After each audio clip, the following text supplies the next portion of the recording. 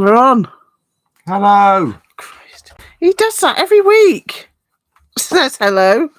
Oh, it's a start, isn't it? It's a start. Hello, everybody. How are you doing? Ben thought we were on. Stop banging. It's so noisy. It's my little thing. Give me that bloody pen. No, I can't. I've got to write my answers down. We're not doing the quiz yet. We will be in a minute. You keep banging. Leave me alone. Oh, my God. Anyway, have you all had a good week? We've had a ambivalent week, I think. Quite ambivalent. Well, just general Ups work and stuff, downs. usual bits. Getting stuff prepared for today. Getting stuff prepared. And, Mark's only he sort of got it prepared. Ben thought we were going live yesterday, and it's a good job we didn't, because Mark's only just finished. Yeah. So it's a good job it wasn't yesterday, to be fair. Yeah. Johnny Fettler's here, as well as Ben, of Hi, course. Johnny. Hi, Ben. Cosmic. Hi, Cosmic. Twilight. Hi, everybody. And hello to people. Oh, Mari's here. Yeah. Hello to everybody that doesn't type. Green tea. Oh, hi, Green Tea. Hi, everybody. Can you hear us all right? Big Mike. We've got Big Mike. Look at him. I'm definitely getting some googly eyes for Big Mike. Yeah. Can you hear us all right? Because otherwise I want my 45 quid back. DJ's there as well. Hello, DJ. Hi, DJ. Good to see you back. How is everybody doing? So we've got a blinder today. Packed show tonight. Thumbs up it, like, subscribe, share, hit a bell. Go on. We got to promote ourselves. You've used all the bits. What else is there there's left? nothing else to do. Yeah. Enjoy it. Oh yeah. Participate, comment. Participate. Now, what is it called? Caretaking. There's some caretaking. Is that it's what they like say? emergency exits or something. That sort of thing. I've had a headache, so I've been drinking a lot of water, and it's got to come out somewhere, hasn't it? So every now and again, I have to keep rushing off. So I'm the one that's going to be needing the emergency exits. Well, Liz first, and then probably me afterwards. Yeah. Oh dear. Look, Linda's here. Linda's here. Oh look, they can't see the good bit on your hat. I'm doing a thumbs up it. I've given Mark a good I've made your hat good, haven't I? But you can't see it.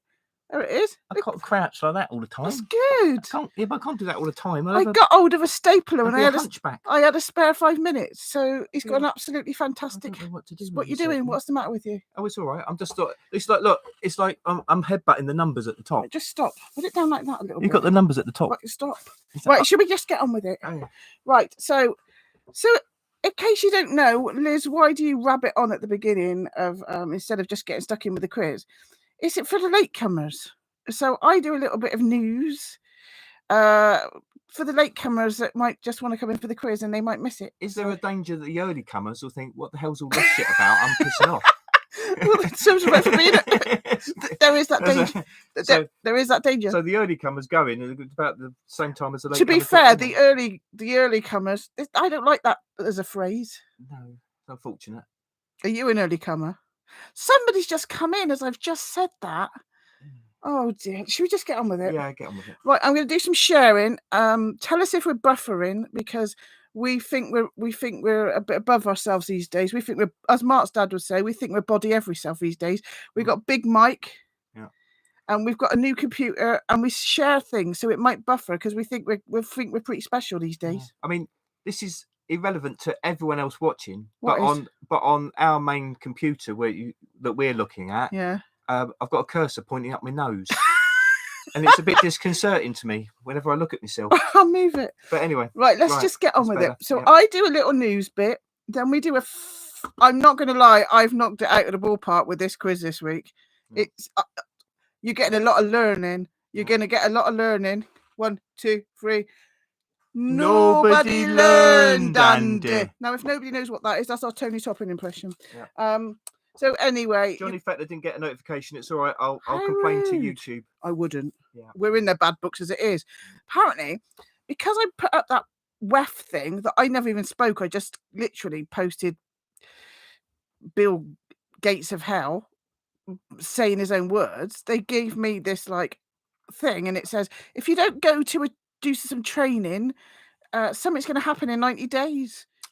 I don't know what. I don't really understand it. So in 90 days, something might happen. Maybe we should do it. That might be an interesting thing. So we could I don't want to do it. What is the YouTube training? It's like a learning thing. It's like a re-education. Yeah, it is. Yeah. So YouTube have told me I've got to do that, and I'm too scared to. So in 90 days, this might all be a figment of your imagination. Oh, Johnny's just got a notification. It's a bit late. Not too bad though. Let's hope that's not a sign of things to come when you're answering the questions, Johnny. Yeah. 'cause, yeah. Let's get on with it. Yeah. Oh, I got a strike. Unbelievable. I didn't even know. So we can't piss off YouTube because I'm halfway out the door. Well, yeah. 3 days into Facebook, I got whatever their Nazis do. I'm not doing very well on social media. Everyone's in the same boat, and we've got to try. We're all in the same boat, You've got to try aren't and we? censor yourself. Use code words. And... Yeah, there's going to be a lot of that today. For my news, there's going to be a lot of that. So anyway, should we just get on with it? Get on with it. You said that half hour ago. Yeah. I've just noticed you said it says live stream 7 p.m. UK Saturday. Maybe that's why they didn't get the note. Let's all celebrate Saturday. Right, I'm getting on with it now. Right. So if it buffers, let us know. But we can't do anything about it. But it'd be something for you to do, wouldn't it?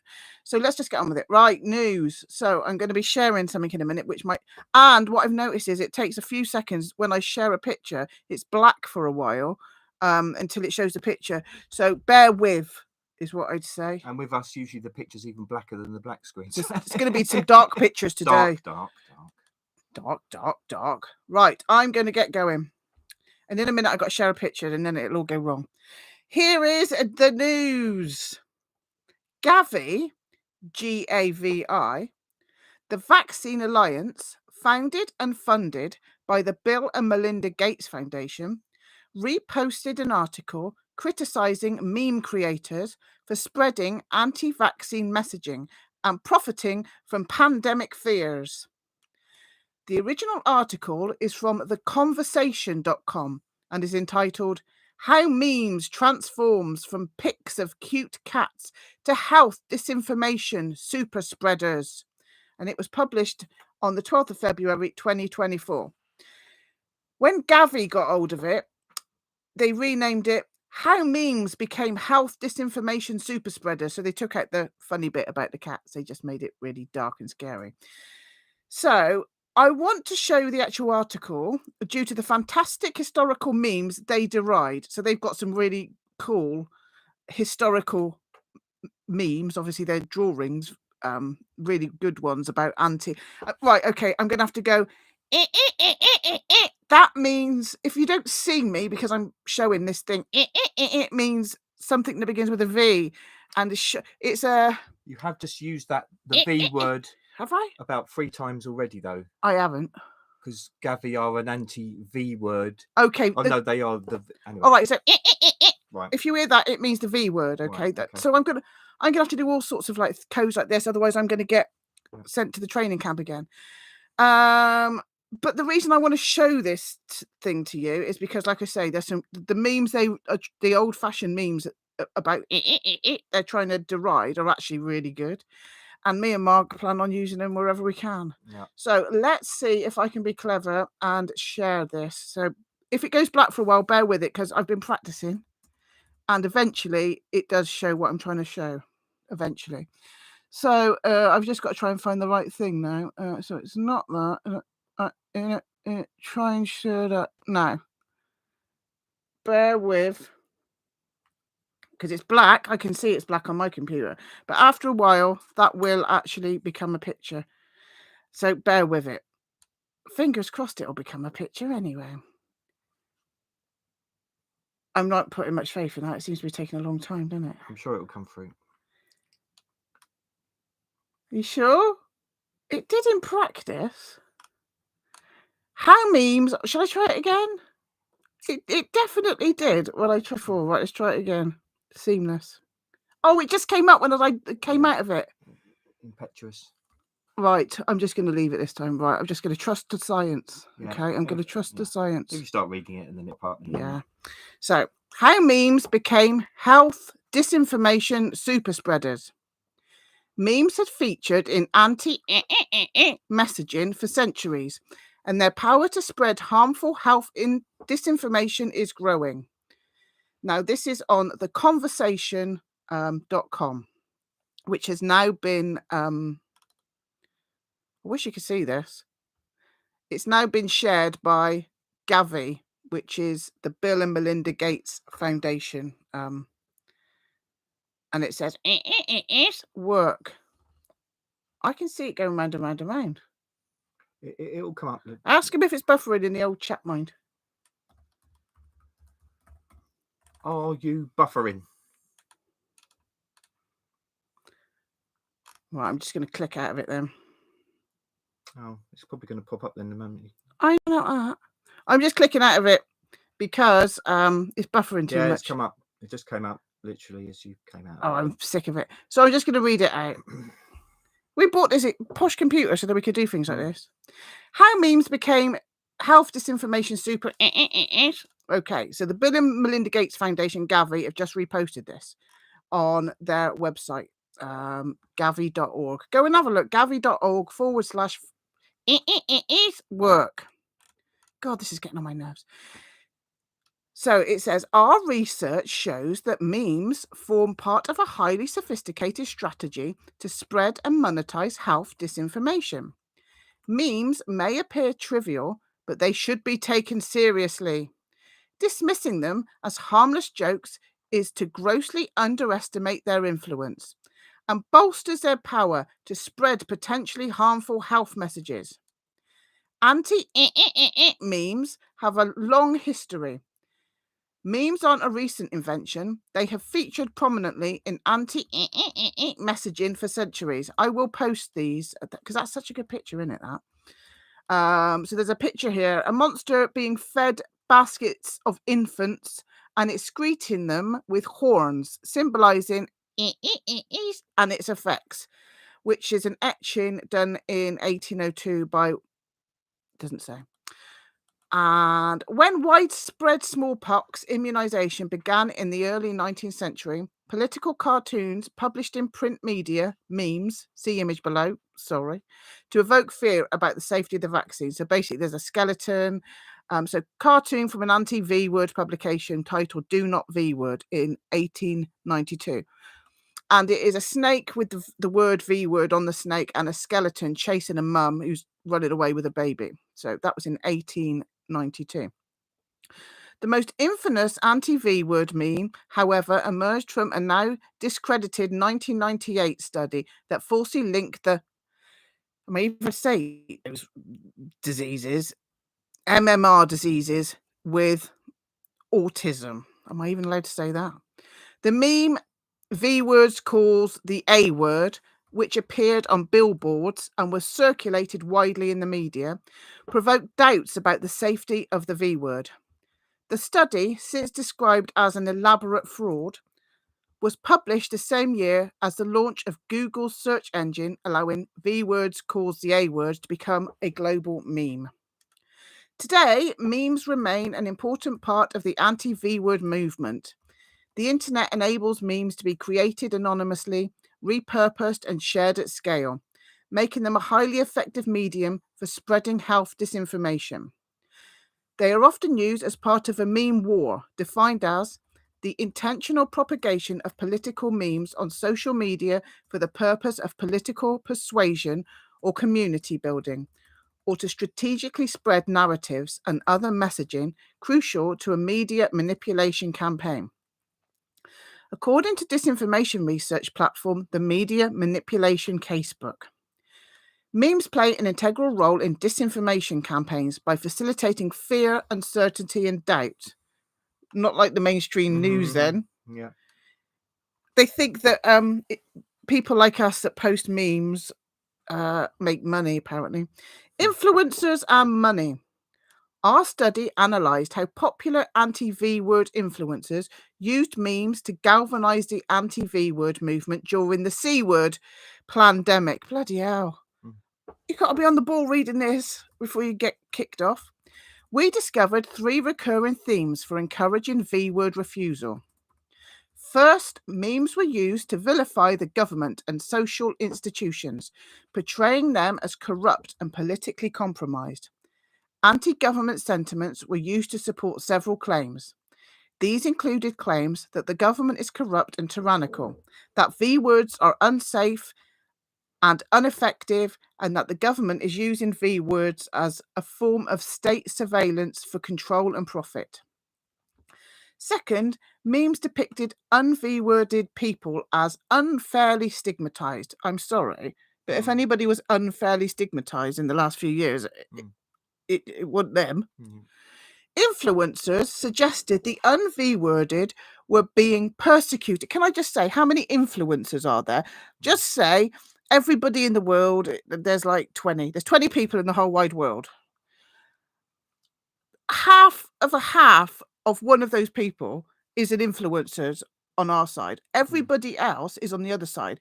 And so who was the stigmatized and who were the persecuted? It's ridiculous, this nonsense.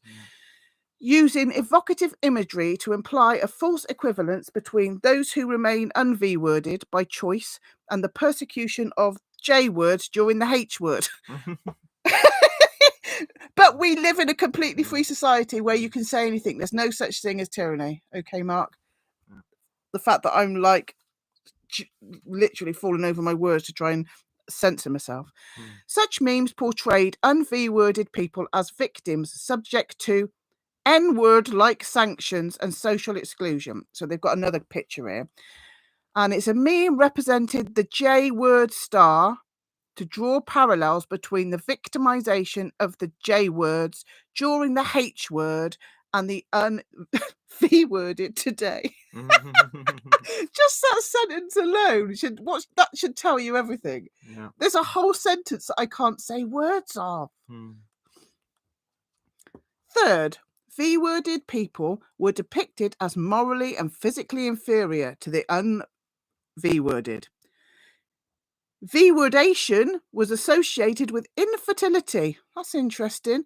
Low sex drive and lack of critical thinking. Those opposed to V-words, however, were portrayed positively as virile, attractive, and intellectually superior. Which is basically true. In some cases. To establish group membership and promote a sense of belonging. Influencers refer to those who are anti-V-words as their soul family. What's wrong with that? But our research suggests there may be a more cynical motivation behind this apparently warm sentiment. Yeah, we didn't all just want to bond together and make friends like we are doing right this second. We didn't want to do that. There was a cynical motivation. Should we find out what it was? Oh, yeah. It must have been making all the money we're making. I expect it was all That's the money why we're making. all the bloody money we're making, I expect. That's what it was. That's why I booked the holiday for in Hawaii for us tomorrow. I guess it's too hot for me. You're not going. No. Who's us? Influencers were strategic in their use of memes for political persuasion and commercial gain. Oh, this bloody tinfoil hat, I actually feel like a turkey that's actually cooking. My head is literally roasting. Maybe take it off. We've had the dramatic effect. Oh, yeah, I'm taking it off now. Dramatic effects gone. Yeah, there you go. Okay. Several influencers provided their followers with meme drops, packages of memes with dissemination instructions. What? These push it out there to the public. I never got one of those. These memes were tested and produced in meme factories, then distributed monthly to a mass audience via personal newsletters and websites. God, they're paranoid, aren't they? They are so paranoid. Encouraging followers to spread anti-V-word content. By adapting memes to current affairs, influencers increased their relevance and likelihood of going viral. No pun intended. Oh. Memes weren't just a method of self-promotion for anti-V-word influencers, however. They were also a way to profit financially from pandemic anxieties. Yeah, that's what it was all about. It wasn't just out trying to have a laugh in the madness so that you didn't get severe depression, top yourself. Nothing to do with that. Anti-vaccine sentiment. I just said the V word. See, it's difficult, isn't it? It is difficult. Anti-sentiment became a powerful gateway to promote potentially harmful health products. I'm probably going to be kicked off. We found that memes were used to market unauthorized medical products by directing consumers to online stores. For example, we found that clicking on satirical COVID-themed memes directed consumers to purchase the thing that... I'm not even going to say that. The H word... how do I say that? Treatment for autoimmune disorders. The H. I'm not even going to say that word. Didn't Trump promote that or something? You know the H word. I lost track with HYDROXY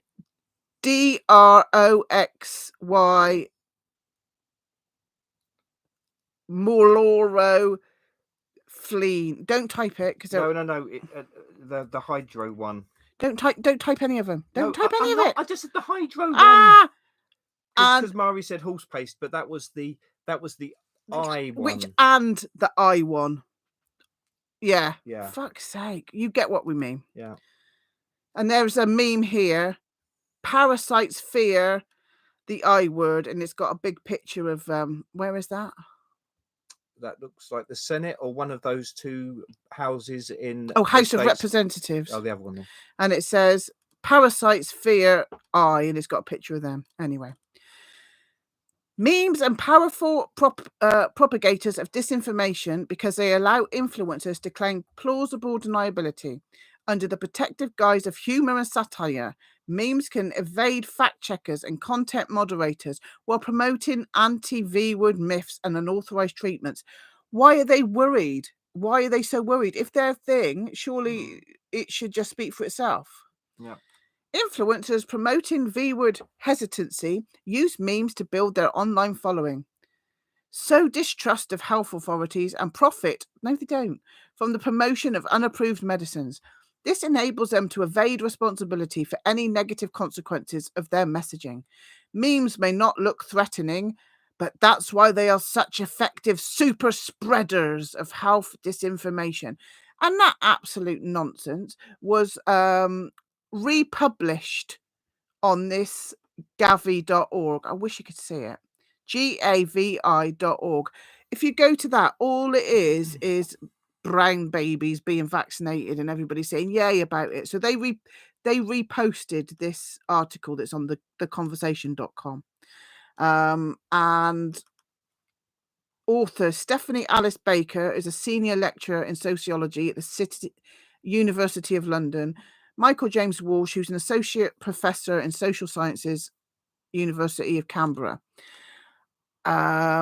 So this Gavi business reposted that this week or last week.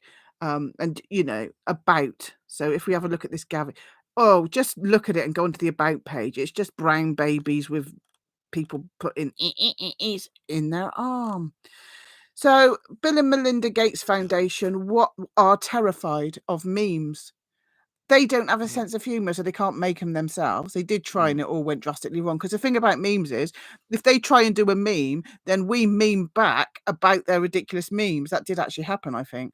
So they're never going to win a meme war. So no amount of threats or no amount of money only fuels real war, gun wars. They can't win an intellectual humor war. They can't win a war with people that are in the tribe and bond. So that's why they want to break all of this. They want to break it down. And somehow, and I don't think the algorithms can work out memes. Well, yeah, I mean, it shows it's working, doesn't it? And that's why they're terrified. Yeah. So me and Mark would like to wholeheartedly encourage everybody to start or continue to make, distribute and laugh at them, because we are winning. Otherwise, they wouldn't be sticking that up on their Gavi website. So they're scared to death of us, guys. And I really wish you could see those pictures, but you can't. So we'll move on. Should we move on? Let's get rid of that because it's depressing me. So, anybody? Oh, hi, Hugo Shredder. Hugo Rune's in the house as well. Hi, Hugo. So, shall we get ready for the big event? Yeah. Or the middle big event? They're all big. There's so many big events. So many. So many. So let's go to the quiz. Fingers on buzzers, please. Ben's excited.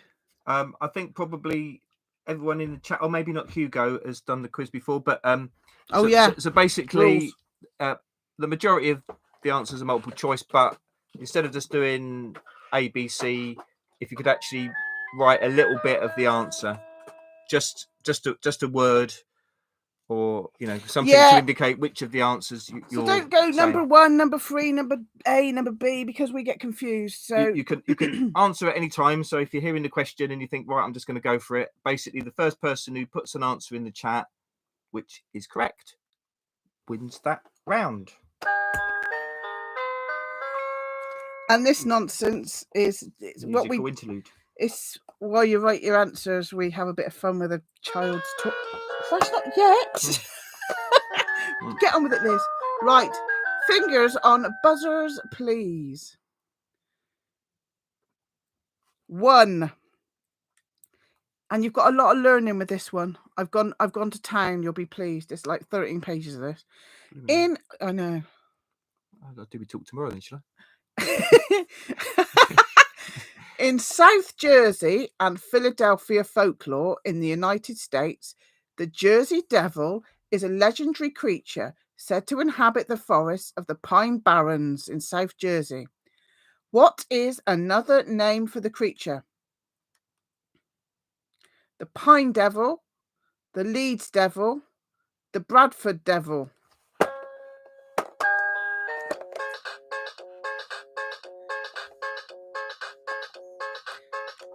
The Pine Devil, the Leeds Devil, the Bradford Devil. Another name for the Jersey Devil.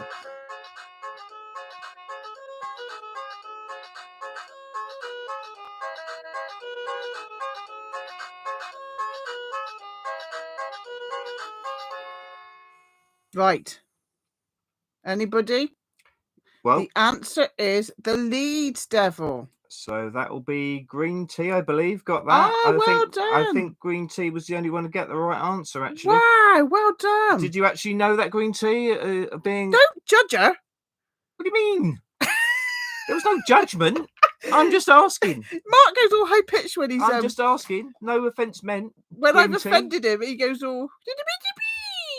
Israel Diego Rivera got the right answer, but just a little bit too late. But welcome. Right. Mother Leeds' 13th child. According to popular folklore, the Jersey Devil originated with a Pine Barrens resident named Jane Leeds, known as Mother Leeds. The legend states that Mother Leeds had 12 children and, after discovering she was pregnant for the 13th time, cursed the child in frustration, declaring that the child would be the devil. In 1735, Mother Leeds was in labour on a stormy night while her friends gathered around her. Unfortunately for her, the 13th child was born normally. However, it transformed into a creature with hooves, a goat's head, bat wings, and a forked tail, and it lives next door. Growling and screaming, the child beat everyone with its tail before flying up the chimney and heading into the pines. In some versions of the tale, Mother Leeds was supposedly a witch and the child's father was the devil himself. Some versions of the legend also state that local clergymen subsequently attempted to exorcise the creature from the Pine Barrens. The Jersey or Leeds Devil is often described as a flying biped with hooves, but there are many variations. The common description is that of a bipedal kangaroo-like or wyvern creature. That's like a dragon that can fly. I think they can all fly. I can't remember. Something like a dragon. With a horse or goat-like head, leathery bat-like wings, horns, small arms with clawed hands, legs with cloven hooves, and a forked or pointed tail. It's been reported to move quickly and is often described as emitting a high-pitched, blood-curdling scream. It is her next door, mind. Oh, yeah. Right. Well done, Green. Just Ben was saying about it was an X-Files episode. Yeah. 5th episode of the 1st season, so right early on. The Jersey Devil was indeed an episode. So yeah, it was right at the beginning. It was. Right. What one of the following creatures, is most associated with the jinn? What one of the following creatures is most associated with the jinn? Bats, snakes, rats, beetles. Bats, snakes, rats, beetles. bats, snakes, rats, beetles.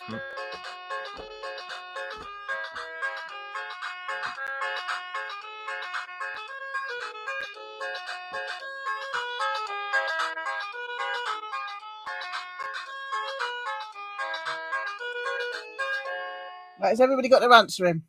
Well, yeah, there's lots of answers coming in. So the correct answer is snakes. Murray's first in with snakes. Wow, well done. Yeah, quite a lot of answers, quite a bit of variety. But yeah. So snakes are the animals most frequently associated with jinn. Black snakes are commonly believed to be evil jinn, whereas white snakes are held to be benign. Jinn are said to protect, marry, kidnap, possess, and kill people. Despite being invisible, jinn are considered to have bodies. They are among animals, humans, horses, cattle, wild beasts, birds, and reptiles. They often shapeshift, favouring the form of the snake or black dog, but also scorpions and lizards. But the most frequent one apparently is the snake. This is now, as you might or might not know, I'm quite into the jinn, and I did read the an excerpt. No, I did read the book by Rosemary Ellen Guiley and Philip J. Imbrogno on YouTube. But here is she's got something online if you're interested in it, and it's called A Short Course in the Jinn. And this is a little excerpt from jinnuniverse.com by Rosemary Ellen Guiley. In Arabian law, jinn, so D-J-I-N-N, but also spelled J-I-N-N, are a race of supernaturally empowered beings who have the ability to intervene in the affairs of people. Like the Greek daemons, jinn are self-propagating and can be either good or evil. They can be conjured in magical rites to perform various tasks and services. A jinni, singular, appears as a wish-granting genie in folk tales, such as in the Book of 1001 Nights collection of folk tales. In Western law, jinn are sometimes equated with demons, but they are not the same. They are often portrayed as having a demonic-like appearance, but they can also appear in beautiful, seductive forms. The jinn are masterful shapeshifters, and their favoured forms are snakes and black dogs. They also can masquerade as anything: humans, animals, ghosts, cryptids, and other entities such as extraterrestrials, demons, shadow people, fairies, angels, and more. Next door. The jinn are not confined to the Middle East or the past. They exist in their own realm, probably a parallel dimension, and they have the ability and the desire to enter our world and interact with us. The jinn have been among us in antiquity, and they are among us now. And I've put here, don't forget, I have read The Vengeful Jinn by Rosemary Ellen Guiley and Philip J. Imbrogno on YouTube. I put it in big letters, quite aggressively. Check it out. Right. I forgot who won that. Mari. Yep. Number 3. Right. Brace yourself, because this is terrifying as well as fascinating. But it's mainly terrifying. It's fascinating, though. But it's quite terrifying. From the following scenarios, which one did Baba Vanga, aka Nostradamus of the Balkans, not predict? From the following scenarios, which one did Baba Vanga, aka Nostradamus of the Balkans, not predict? So, which one did she not predict? 9/11 attacks, Barack Obama becoming president, her own death, the moon landing, so-called moon landing. 9/11 attacks, Barack Obama becoming president, her own death, the moon landing. Which one did she not predict?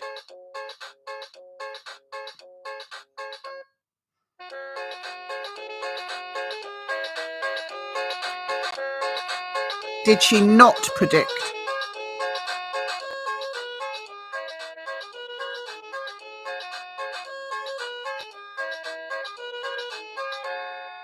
So, the correct answer, she did not predict the moon landing. Oh. You got that one right, Mark. Wow, it was our old friend Ben there. Well done, Ben. Well, yeah. Did you have that knowledge, Ben? Oh, he's got a lot of knowledge, mind. Oh, he has got a lot of knowledge, right? We know that.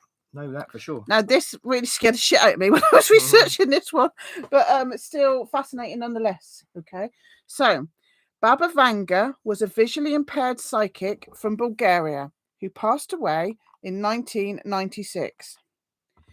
She was born in 1911 and at the age of 12 was caught in a deadly storm in Bulgaria, causing a large amount of sand to get into her eyes. She made predictions for the world until 5079, which is when she believed it will end. Predictions she has made which came true are, this is just some of them, some of the predictions, because she made loads. The dissolution of the Soviet Union, the death of Princess Diana, the tsunami that hit Thailand in 2004, Barack Obama becoming president, Brexit, and her own death. Rather terrifyingly, she's also predicted, no, seriously, this is ridiculous. She also predicted an asteroid known as a Muamua will be sent by, I mean, she got the name right. I get shivers, it's terrifying. Will be sent by aliens to explore whether there is life on Earth. They may possibly take prisoners when they land. She said aliens would kill millions of people in 2023. I can't help but think about Thomas Sheridan saying he thought the aliens were in the jibber jabber. So, the jibber jabber, 2023, kill millions of people. How many bloody ambulances have you heard this week? Just saying. She said what would happen in 2023. She predicted this would happen in 2023.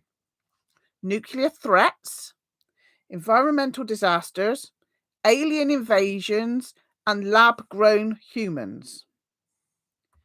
For 2024, she claims, this is what she predicted. She's been dead now for 20 years.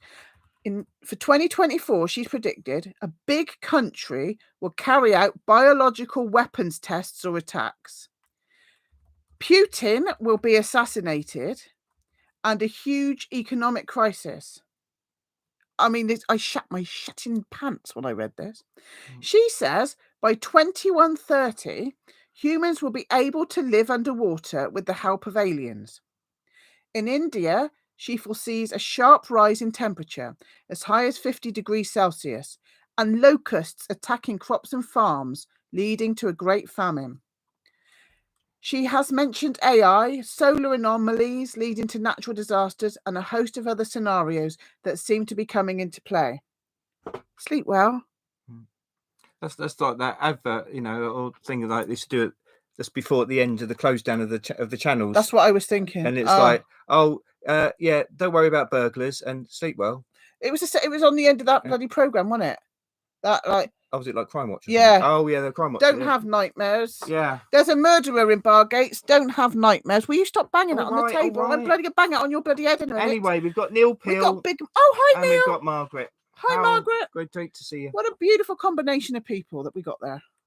Yeah. Neil and Margaret. Many beautiful people. Right. Fingers on buzzers, please. Who got that one right? That was like 4 years ago. I've completely forgotten now. Ben. Well done, Ben. Yeah, well done, Ben. Right. Terrifying. Baba Vanga. Right. Ready. Number 4. According to a medically reviewed article on medicinenet.com on the 9th of February 2024, how many genders are there currently? So this is medically reviewed article on medicinenet.com this year, medically reviewed. How many genders are there currently? 2, 29, 58, 72. How many genders medically reviewed? 2, 29, 58, 72. How many genders? This is according to this particular medically reviewed article. Are you trying to? No, I'm just. Well, it's 2, 29, 58, 72. The answer is medically reviewed, mind. There are currently 72 genders.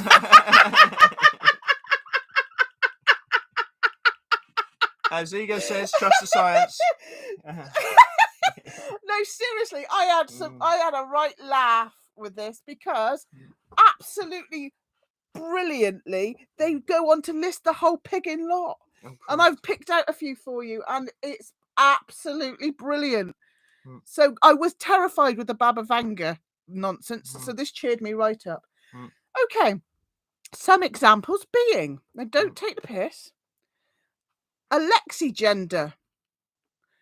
The person has a fluid gender identity between more than one type of gender, although they cannot name the genders they feel fluid in. I bet. What does that even mean? They want to put their fluid anywhere they get can your bloody gender fluid away from me. Exactly. The person has a fluid gender identity between more than one type of gender, although they cannot name the genders they feel fluid in. Okay, so that's a lexigender. Axigender.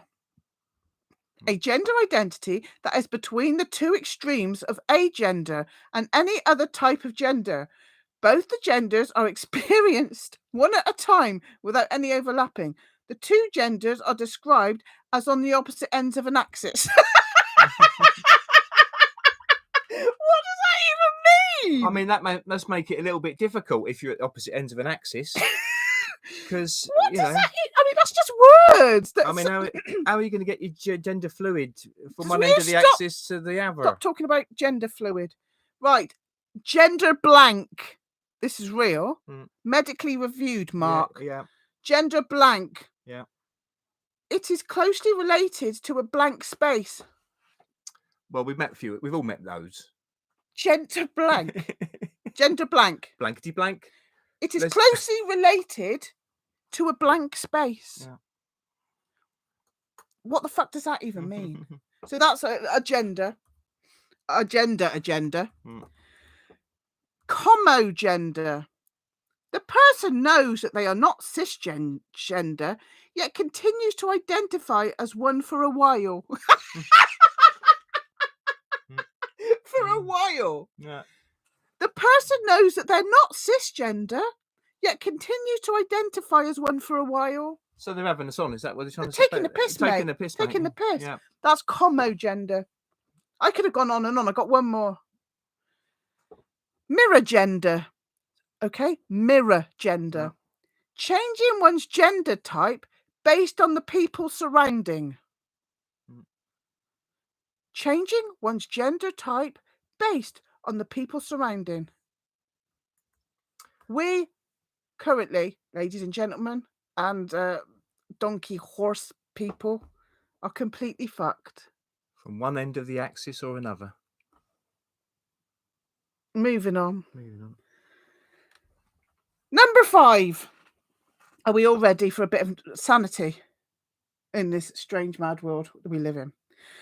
The Green Man, also known as a foliate head. You're also known as a foliate head in some circles. Bloody stop insulting me in bloody public. Is a motif in architecture and art of a face made of or completely surrounded by foliage, which normally spreads out from the centre of the face. Apart from a purely decorative function, the Green Man is primarily interpreted as a symbol of rebirth, representing the cycle of new growth that occurs every spring. I love painting the Green Man, but the question is, which of the following is not an alternative name for him? Which of the following is not an alternative name for the Green Man? Oh, I ain't said them yet. Shut up!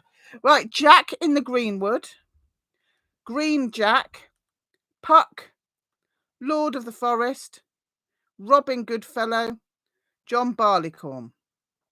Which is not another name for him? Jack in the Greenwood, Green Jack, Puck, Lord of the Forest, Robin Goodfellow, John Barleycorn. What did he start? What it to? Green Tea says your Green Man art is cool, Liz. It's pretty cool. It is very cool. Yeah, I like him. Yeah. Well, I look at him all day. I go, hey. Yeah. This always dyes my beard green. It's very cheeky. Shut up, or we mirror gender. You can hold that. I want a drink. Hold him. MK Ultra. MK Ultra. Get it right up there. Mind Big Mike. No, I don't want to do that. I don't want to get someone have a situation. It's finished. I don't even have a drink yet. We'll get you bloody down your bloody neck, mind. The answer is Lord of the Forest is not another name. Thanks, Linda. Thanks, Johnny. Right. Did anybody put Lord of the Forest? I just made that up. No. Nobody put it? No. Nobody put it? Is Neil still in here? Neil's going to really appreciate this if he's still in. Maybe he's gone. Oh, no, I hope he's not gone because he'll really appreciate this. So when nobody gets one right, me and Mark say, nobody learned, Andy. I really wish Neil was still in there because we got that from his show when, what's his name? Tony was a guest, and I've watched it so many times that we've absorbed it. I'm sure it'll come up again. Nobody learned, Andy. We say it more than just when nobody gets one right. Oh yeah, we just say it regularly. All the time. We do say it to each other, to be fair. Yeah. So the answer is Lord of the Forest.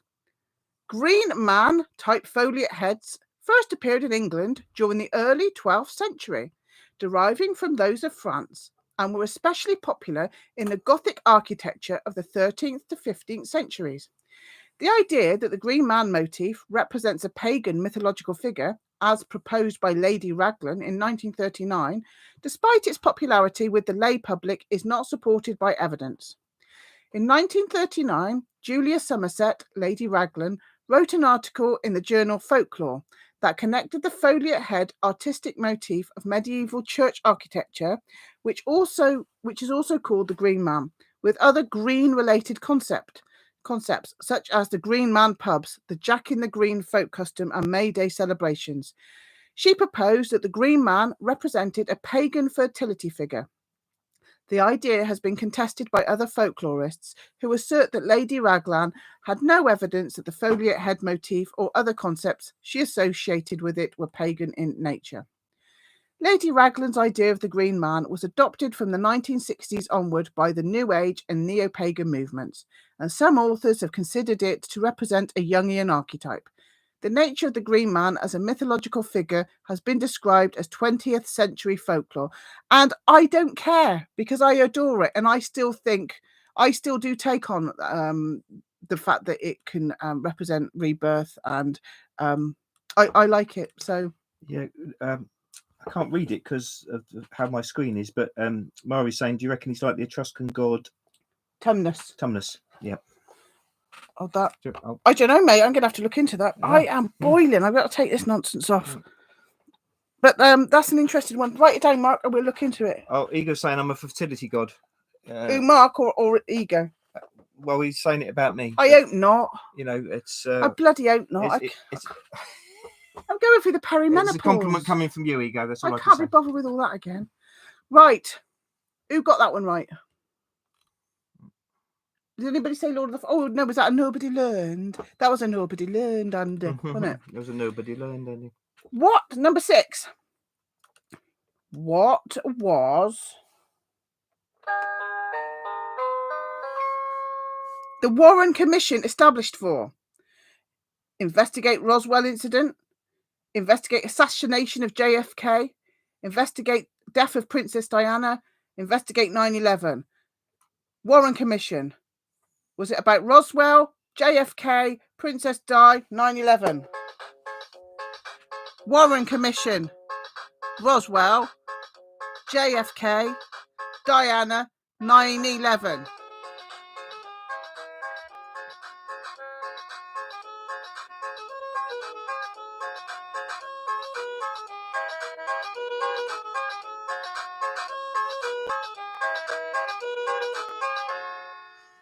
The answer, has everybody got their answer in? Yeah.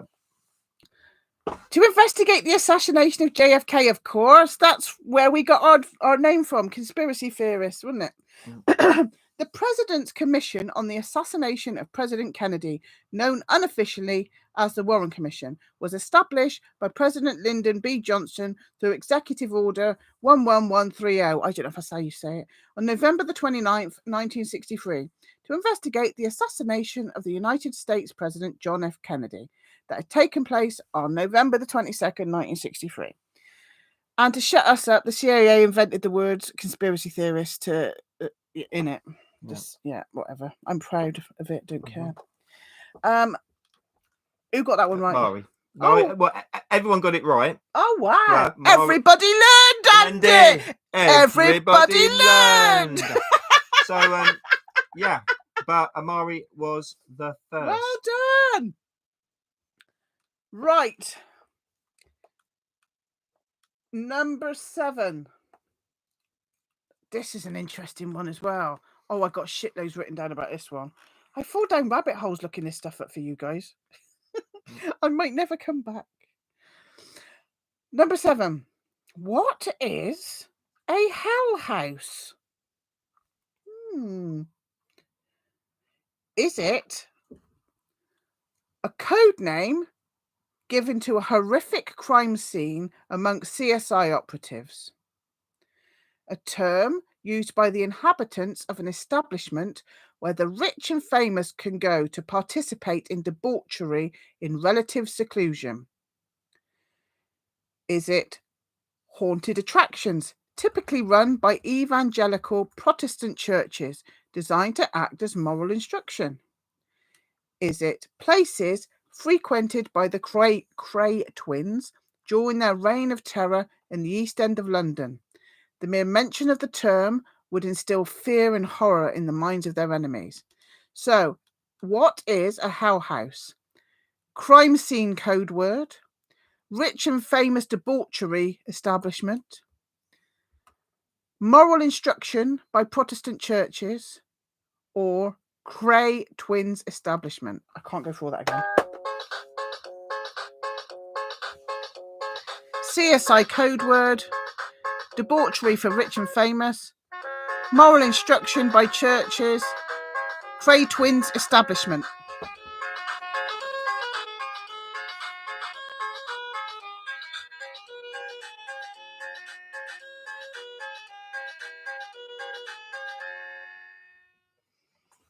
Right, I'll give everybody a few seconds because that was quite a long one, wasn't it? Well, we've got lots of answers already. We've got lots of answers? Yeah, oh, they don't mess about, mind. They don't mess about in there, do they? We've got a crack team of bloody answers. So, the answer is haunted attractions typically run by evangelical Protestant churches designed to act as moral instruction. Wow. Anybody? I wouldn't have guessed that. And Mari's come in moral instruction. She is on fire. Yeah. Well done, Mari. Yeah. Hell houses are haunted attractions typically run by evangelical Protestant churches or parachurch organizations designed to act as moral instruction. They depict acts which the organizers deem sinful and their consequences, including the torments of the damned in hell, and usually conclude with a depiction of heaven. Scenes portrayed may include date rape. Look at his face. Same-sex marriage. It's Netflix, isn't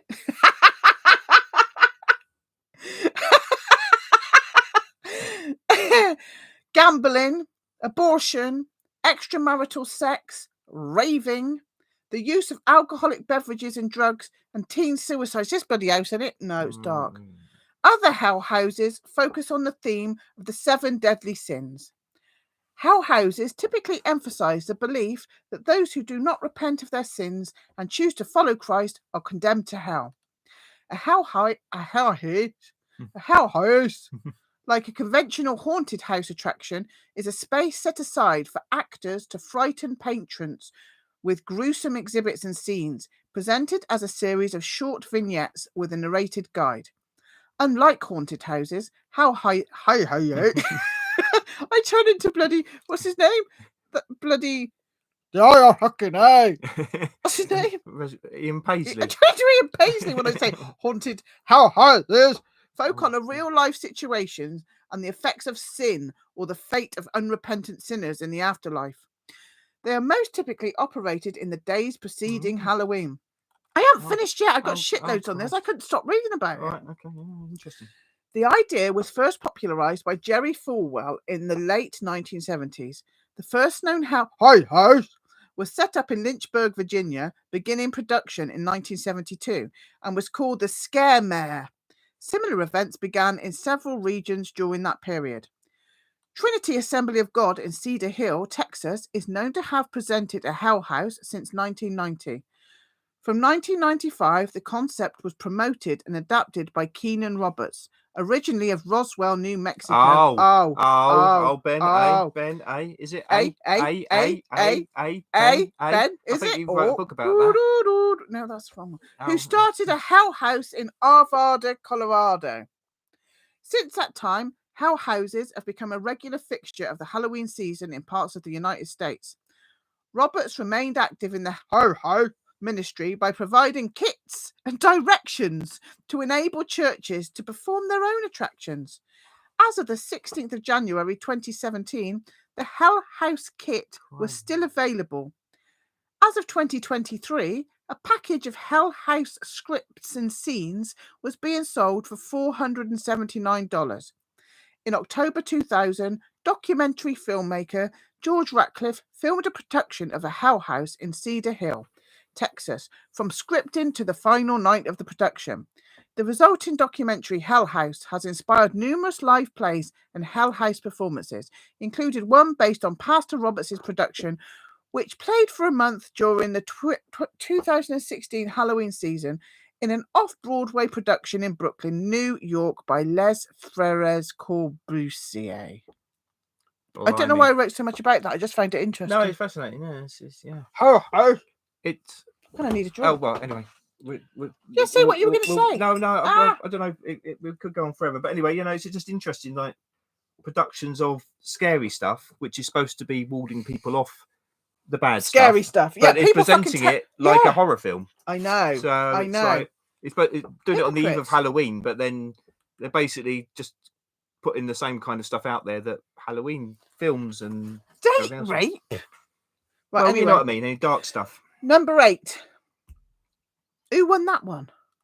Hey, Mari. Oh, well done. Who set up the all-joking, all-drunken synod of fools and jesters? Who set up the all-joking, all-drunken synod of fools and jesters? George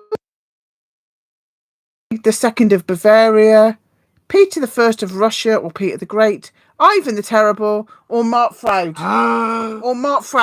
It's bloody hell. I'm getting all sorts of the stuff all-joking, all-drunken synod of fools and jesters. George III, England, Ludwig II, Bavaria, Peter the Great, Ivan the Terrible. This might be a guess. All joking, all drunken synod of fools and jesters.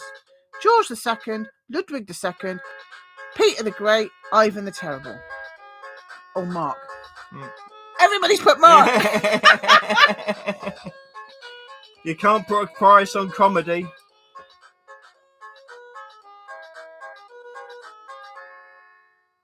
The answer is Peter I of Russia or Peter the Great. Did anybody get that, Mark? Nobody learned, Liz. Andy. Yeah, I know, but I see. I'm sort of joking. Yeah. Nobody learned, Andy. It was Peter the Great. I've only got a little bit one. Will you stop banging that bloody pen? That was a decisive nobody. Oh, it's decisive. Peter I, from 1672 to 1725, commonly known as Peter the Great, was Tsar of all Russia from 1682. And the first emperor, I've lost myself. And the first emperor of all Russia from 1721 until his death in 1725. He reigned jointly with his half-brother, Ivan V, until 1696. From this year, Peter was an absolute monarch. That means he was a bit of shit. It's my way or the highway. who remained the ultimate authority. His methods were often harsh and autocratic. So this is Peter the Great. The all-joking, all-drunken synod of fools and jesters was a club founded by Peter I of Russia. The group included many of Peter's closest friends, and its activities cantered mostly around drinking and revelling. The group was not without controversies. Some of its parodies against the Russian Orthodox Church in particular were heavily criticised. Peter's creation of this group was not without... I've just said that. Basically, there's something else that's going on that came out of this. Oh, hold on. And is still going on. At the time and in the eyes of historians, Peter formed the Drunken Synod when he was just 18 and let it continue until the end of his life. The mock synod angered many Orthodox Russians. Many even believed because of it that Peter was the Antichrist. But there is something that's still going on with regards to that secret society nonsense. Right, number 9. This one hasn't got a long answer. You'll be glad to hear. What is hippopotamonstros esquip adalio? I had to literally... Beautifully said. Phobia, the fear of. Hippopotamonstros esquip adalio. The phobia, the fear of. Hippopotamonstros esquipedalio phobia. Is it the fear of? Zoos, large dinosaurs, long words, singing in public. Zoos, dinosaurs, long words, singing in public. Zoos, dinosaurs, long words, singing in public.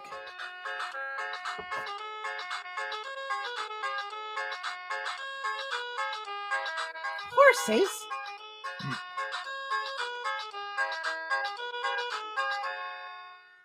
Has everybody got their answer right there? There was a lot of answers down, yeah. A lot of answers. So, did anybody put, it is a fear of long words? Oh, Hugo Rune has put that. I think Hugo Rune. Oh, well done, Hugo. Hugo Rune has put that. I believe he's the only one. He's but at the bottom, he's at the bottom. Oh, it's horses. No, horses isn't on there. Yeah. So, what sarky bastard called it that? It's the fear of long words, and so they called it hippopotamus squippy adalio. What a sarky bastard! Oh, Green Tea got it as well, but Hugo was first. Well done, Green Tea, as well. Well done, both of you. What sarky bastard called it that? They're terrified of long words, so they. Anyway, moving on. Oh, we got a first 2-pointer of the night, Mark. Oh, we got a first 2-pointer. So there's going to be 2 questions, 2 answers to this one. Right. What has been described as the best kept and most damaging political military secret since World War II? And in quotations, the story seems straight from the pages of a political thriller. So the best kept and most damaging political military secret since World War II, and the story seems straight from the pages of a political thriller. Is it best kept secret? Is it Project Paperclip, Operation Gladio, Operation Desert Hawk, Operation Neptune? Project Paperclip, Operation Gladio, Operation Desert Hawk, Operation Neptune.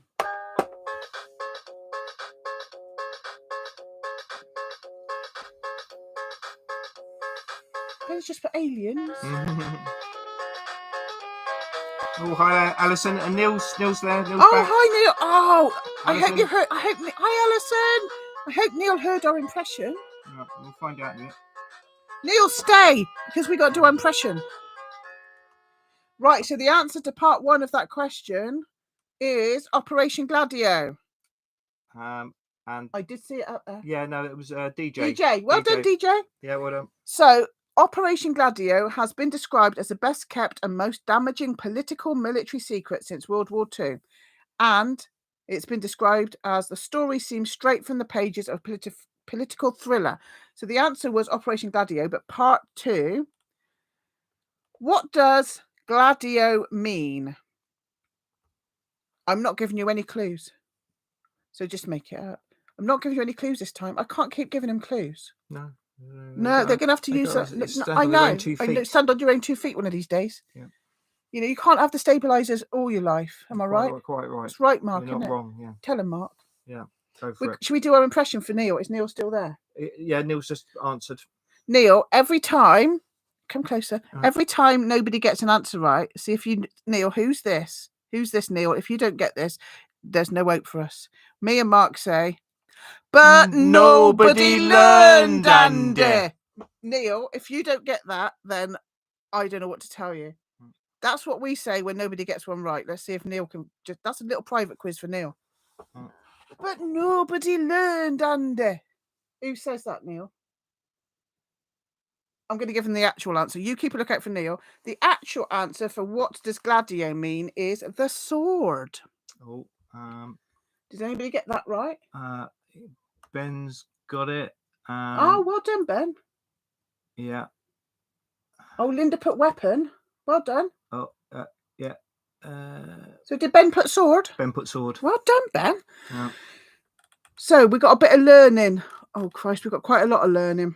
Right, CIA and the British Secret Service, in collaboration with the military alliance NATO and European military secret services, set up a network of clandestine anti-communist armies in Western Europe after World War II. These secret soldiers were trained on remote islands in the Mediterranean in unorthodox warfare centres in England and in the United States by the Green Berets and SAS Special Forces. The network was armed with explosives, machine guns, and high-tech communication equipment hidden in underground bunkers and secret arms caches in forests and mountain meadows. In some countries, the secret army linked up with right-wing terrorists who, in a secret war, engaged in political manipulation, harassment of left-wing parties, massacres, coups d'etats, and torture. Codenamed Gladio, the sword, the Italian secret army was exposed in 1990 by Italian Prime Minister Giulio Andreotti to the Italian Senate, whereupon the press spoke of the best-kept and most damaging political military secret since World War II, and observed that the story seemed straight from the pages of a political thriller. I've lost myself. Here we go. Ever since so-called stay-behind armies of NATO have also been discovered in France, Spain, Portugal, Germany, Belgium, the Netherlands, Luxembourg, Denmark, Norway, Sweden, Finland, Switzerland, Austria, Greece, and Turkey. They were intentionally coordinated by the Pentagon and NATO and had their last known meeting in the NATO-linked Allied Clandestine Committee in Brussels in October 1990. Now, that's Wiki. I want to give you a little bit of information which is really interesting by a guy called Paul L. Williams, who wrote a book, Operation Gladio, the Unholy Alliance Between the Vatican, the CIA, and the Mafia. I think you... I'll put it in. Mark's got this! I haven't read it yet. It's on my list. But I didn't know you had it. Mm-hmm. Did I buy it for you? I think I bought it for myself. So we haven't read it yet. So this is what Paul Williams says. This disturbing expose, well, he doesn't say it, describes a secret alliance forged at the close of World War II by the CIA, the Sicilian and US mafias, and the Vatican to thwart the possibility of a communist invasion of Europe. Journalist Paul L. Williams presents evidence suggesting the existence of stay-behind units in many European countries, consisting of 5,000 to 15,000 military operatives. According to the author's research, the initial funding for these guerrilla armies came from the sale of large stocks of SS morphine that had been smuggled out of Germany and Italy, and of bogus British banknotes that had been produced in concentration camps by skilled counterfeiters. As the Cold War intensified, the units were used not only to ward off possible invaders, but also to thwart the rise of left-wing movements in South America and NATO-based countries by terror attacks. William argues that Operation Gladio soon gave rise to the toppling of governments, wholesale genocide, the formation of death squads, financial scandals on a grand scale, the creation of the Mujahideen, the International Narcotics Network, and most recently, the ascendancy of... I can't even say that. Jorge Mario Bergoglio. I can't say that. A Jesuit cleric with strong ties to Operation Condor, an outgrowth of Gladio in Argentina, as Pope Francis I. Sure to be controversial, Operation Gladio connects the dots in ways the mainstream media often overlooks. There is the book. Everybody learned. Andy. Oh, there it is. So, governments spying on us. That sounds like a conspiracy theory. Who'd have thought that it might actually that is be definitely going to knock that bloody right. Put it on the floor. Anyway, that was a long one, wasn't it? But it's quite interesting, isn't it? Yeah. I will get to the book sometime. Number 11, and this is a quick one you'll be glad to hear. This is a 2-pointer, but it's a quick 2-pointer. Finish the following quote. The fool who persists in folly will become what? The fool who persists in his folly will become what? My B's not working. There we go. The fool who persists in his folly will become what?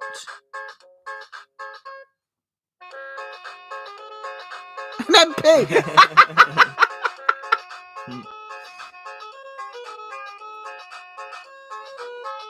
Penniless.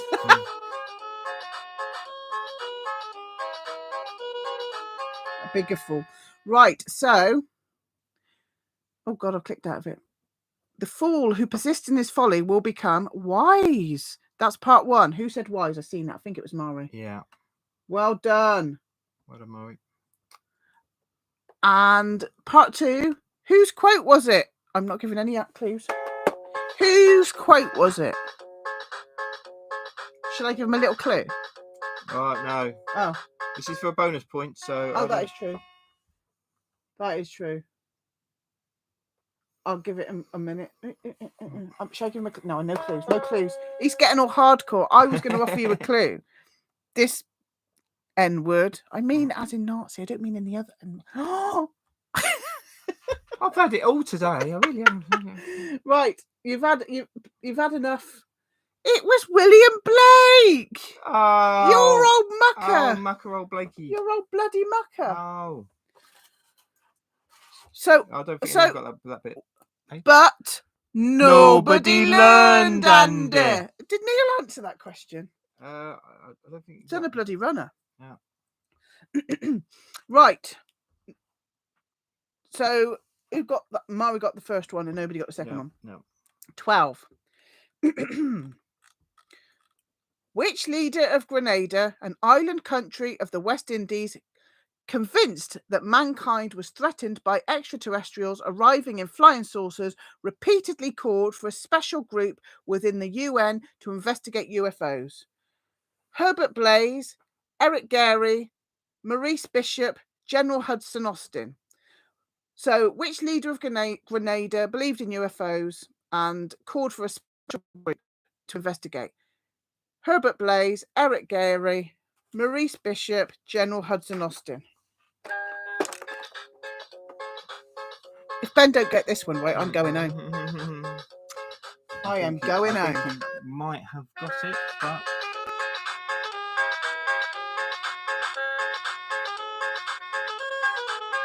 Oh, there's Neil. We've got to ask him. After this, we're going to ask him.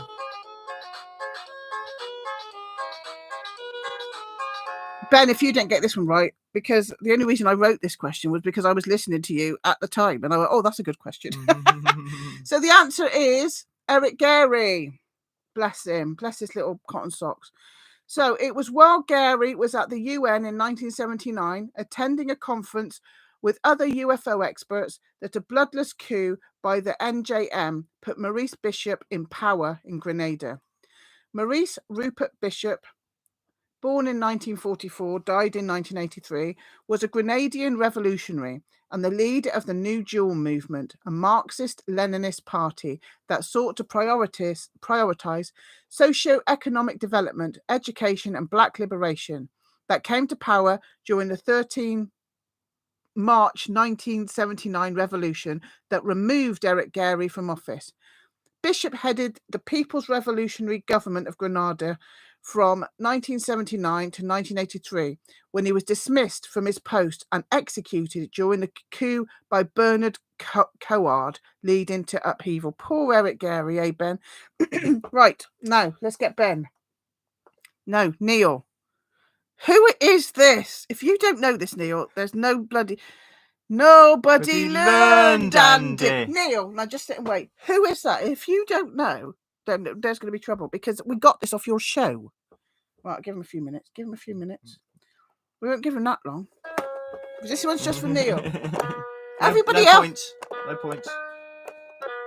I'll do my own song. This is the word that teach the world to sing.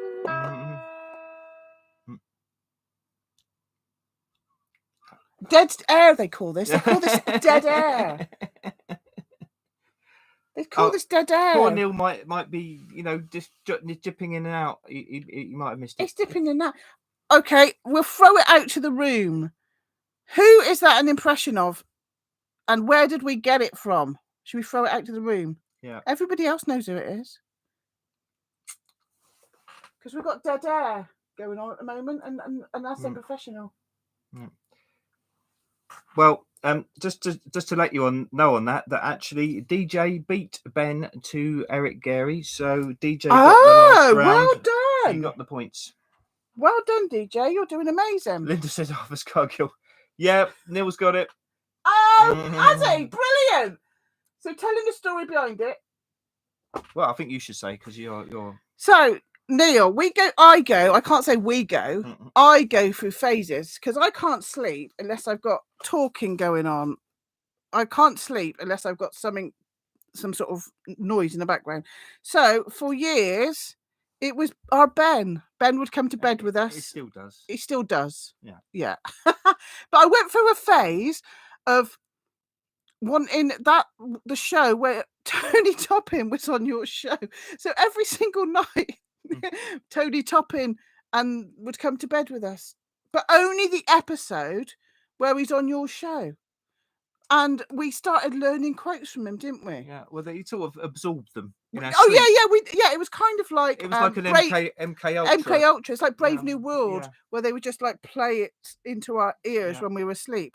Yeah. And we kind of like fell in love with Tony Topping. We've actually seen him for real life at Probe. But we didn't actually meet him and talk to him. So we did meet him and talk to him, but I feel like I know him just because of that one episode on Paranormal Peep Show. Everybody go and listen to Neil Ward Paranormal Peep Show, especially the one with Tony Topping. And Neil, Ben, anyone that does let us know conferences coming up, especially if Tony Topping is going to be there with you guys as well. Well, we went on to the Awakening Conscious, the one up in Bolton, is it? Yeah. We went on there to get the tickets for that, and then we realised it was too much money, so we changed our minds. Right. We literally set an alarm to be there to get the tickets, and then we saw how much it was, and we were like, well, we dropped things on the floor, our jaws. We can't afford that kind of money. Oh, Neil listens to Ben as he goes to sleep as well. Oh, Ben, you've got one of those voices. Yeah. It's not because you're boring, Ben. No, but what's amusing, because when Ben's at conferences, he goes to sleep when he listens to people as well. It swings and roundabouts. Right, moving on. That was just for Neil. Right, number 13. Oh, Maury, this is my favourite subject. Maury keeps sending me videos about this, and I keep telling her I ain't bloody listening to that rubbish. So this is my favourite subject. ... Not. In astrology, what are the 3 earth signs? I think, is that astrology, Maury? It's probably not even astrology. I don't know.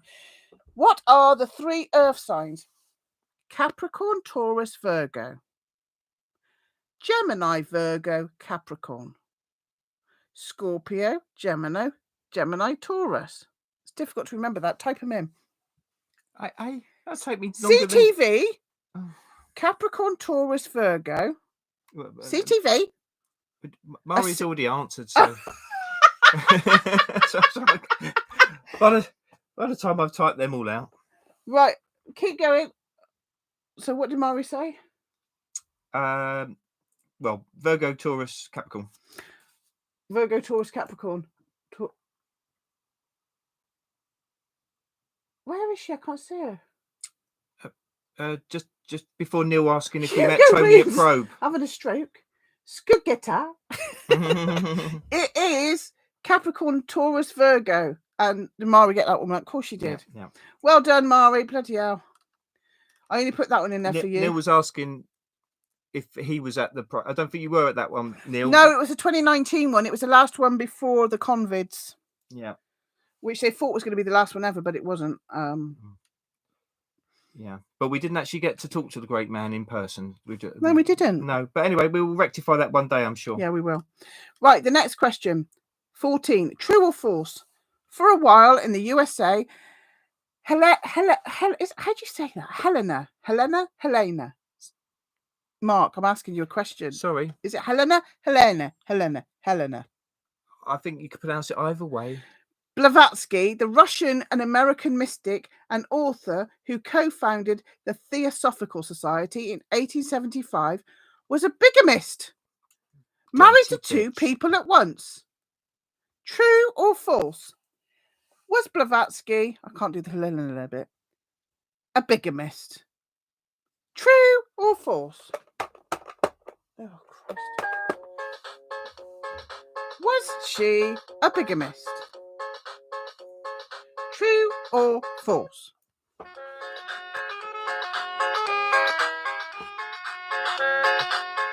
I'm going to put my hat back on.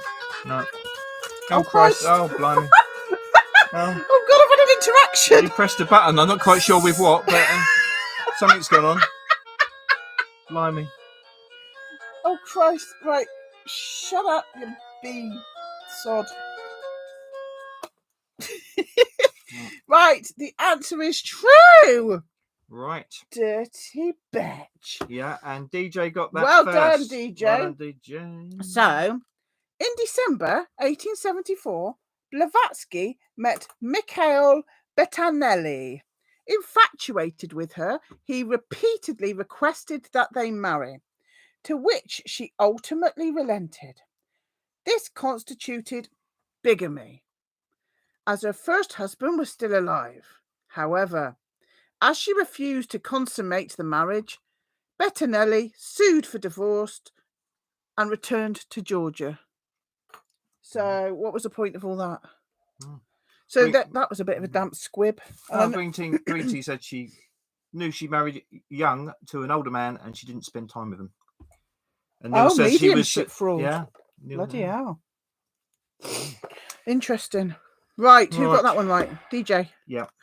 Well done, DJ. Well, yeah, quite a few, but yeah, DJ was first. 15. Much of Scientology is based on L. Ron Hubbard's theories of Dianetics, as outlined in his best-selling book, Dianetics, The Modern Science of Mental Health. According to the underlying principle behind Dianetics, what is the principal goal of life? Worldly success, evolution, righteousness, survival. The principal goal of Dianetics: worldly success, evolution, righteousness, survival. Oh. Worldly success, evolution, righteousness, survival. Brian's in! Hi, Brian. Oh, Christ, I've lost my hat.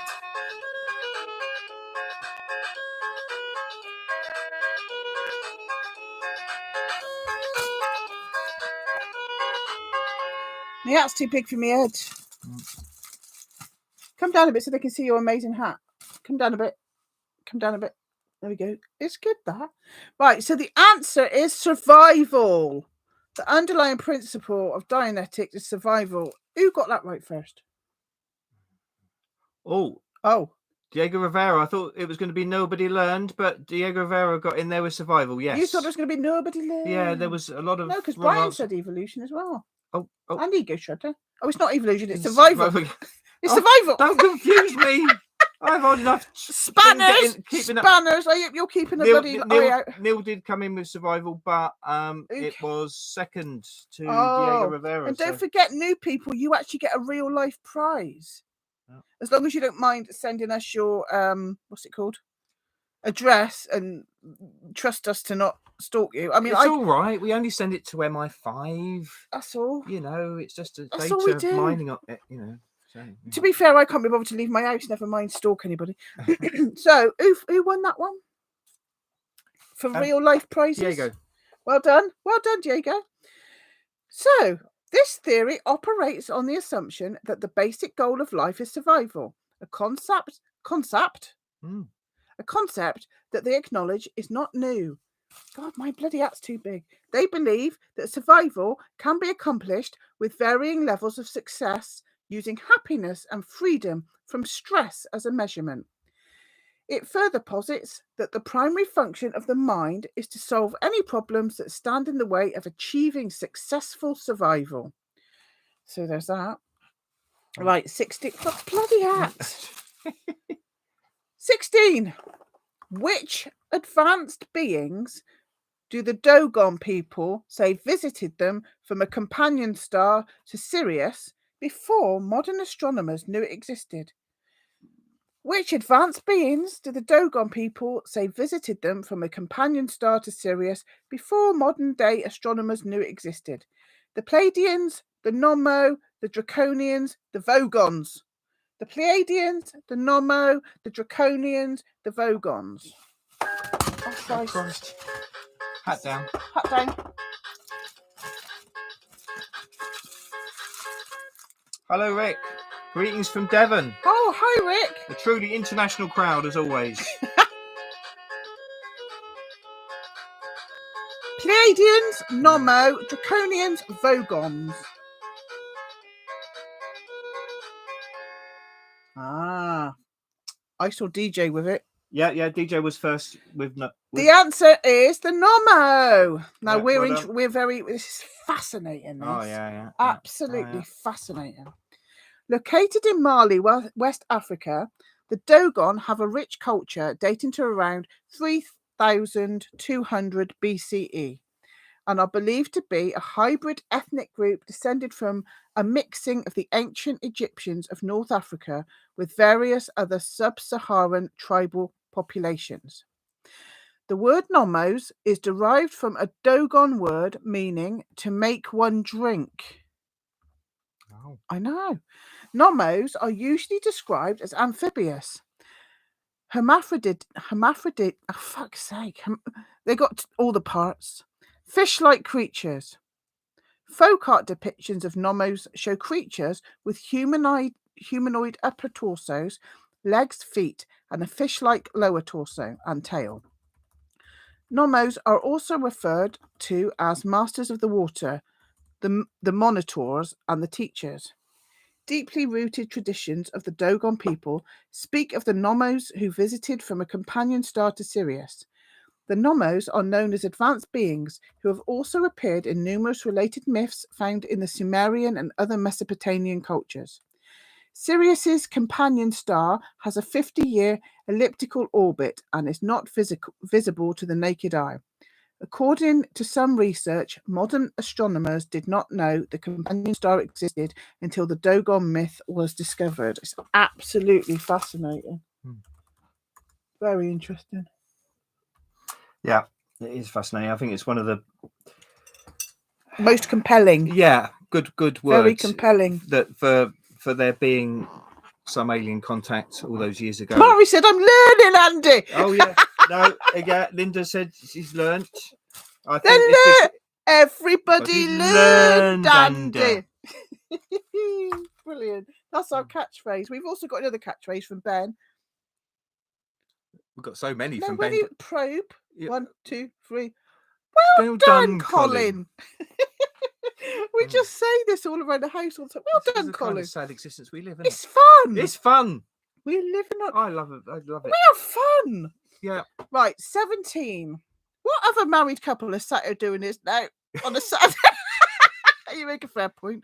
Green Tea said, "Is Nommo one of the 72 genders?" Hold on. I got to plug myself in, Andy. Oh Christ! I've got to plug myself in, Andy.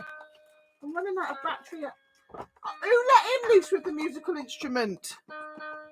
Hold it up so we can see you. Oh, it's a beautiful thing. Hold him up. Oh, that'll do. Fucking hell, it's like a bloody death march. Yeah. Right, 17.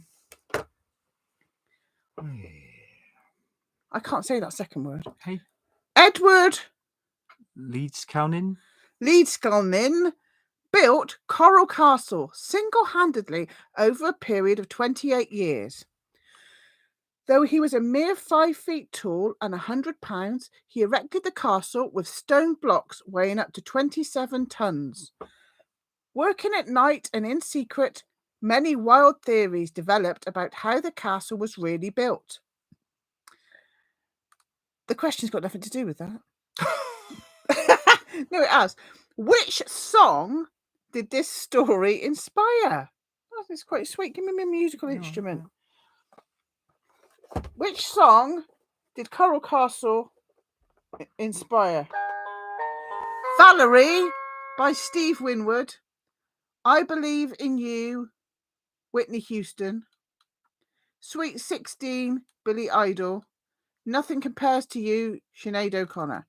So Coral Castle inspired which song? Valerie, Steve Winwood. I Believe in You, Whitney Houston. Sweet 16, Billy Idol. Or Nothing Compares to You, Sinead O'Connor.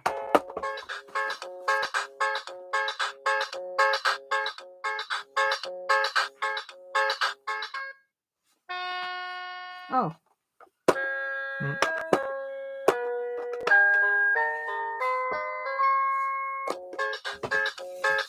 Dance with me.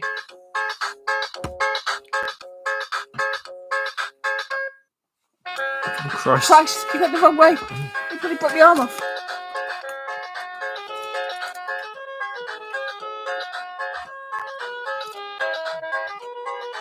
What's going on now? Yeah. I'm bored now. That's the most physical contact we've had for years. Right, what's the matter with this bloody thing? Did anybody say Sweet 16 by Billy Idol, Mark? Nobody learned, Andy. Oh. I didn't know. No, but I'm telling you, so that you can do it again. So you just do it by yourself now, do you? That's the new thing. I thought it just... but I had to answer the question. No, you could have said no, and then we go in with Nobody Learned, don't we? Should we try that again? Right. Mark, did anybody come up with Sweet 16 by Billy Idol? No. Oh. Together. But nobody learned, Andy. There we go. Right. Why have you got to have all the bloody limelight? Bloody sick to death of it. You're going to bloody have an hour and a half talk in a minute. Yeah. Right, so Sweet 16 by Billy Idol. Mari, get it? No, I think she was just having a moment in memory, thinking of Billy Idol. I think I'm having a moment. I think Margaret's joined her. Don't start going bloody rogue in the chat box again. We had enough of that last week. I think Green Tea's putting some intelligent comments about. Green Tea's putting some intelligent comments in the chat box. As usual, we rely on Green Tea for intelligent comments. She'll be chased out bloody by those nutters in a minute. Right. A black box and a thing that looked like an ice cream cone. Is that the intelligent comments? Yeah, and they took away his black box. It is pretty intelligent for this live stream, to be fair. Ben saying he used Egyptian energy forces. He probably did. Lead Scalanin had got engaged to 16-year-old Agnes Scuffs, who he fondly called his Sweet 16, in his native Latvia when he was 26. After she walked out on him, he moved to Canada, then California and Texas. But he developed tuberculosis and decided to move to the warmer climate in Florida to improve his health. He built the castle for her as a testament to his lost love, initially beginning construction in 1923 and completing it in 1951. The castle includes this heart-shaped table as well as toys and chairs for children, but he was never married and never had children.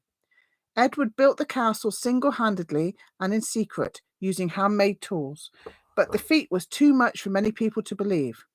In addition to speculation about extraterrestrials, some speculated he employed reverse magnetism or other supernatural means to get the job done. Very interesting. That's another very interesting thing. Yeah. Coral Castle, have a little look at him on the interweb. 18. This is a very quick one as well. How many cards are typically featured in a tarot deck? 64, 78, 62, 74. How many cards in a tarot deck? 64, 78, 62, 74. I can't be bothered with it. Can't be asked. I've had my half of the tiramisu. Now there's Mark's half that is in the fridge, and the thing is, in a minute, Mark's got to sit and do his reading out of his thing, so I'll be left to my own devices, eh? But not because you've got to look after the photos and the chat. Yeah, but I've got a mobile phone. That's not going to help with the photos for the situation. What I'm saying is, Mark, I'm having your trifle. Well, I don't know about that. Right, who came up with 78 first? Margaret was first. Well just ahead done, of DJ Margaret. 78. Yeah, well done, Margaret. We're not going to do no learning on that one. Yeah. Number 19. We're nearly there, guys. You've done well. You've hung in there. You've done well. There's been a lot of learning in this one, Andy. Yeah. In the American science fiction drama The X-Files, how did the producers deal with the height difference between Gillian Anderson and David Duchovny? Scully often wore heels. A Jilly board. Purely through excessive camera angles. How did he deal with the height difference? She wore high heels. A Jilly board. Purely through excessive camera angles.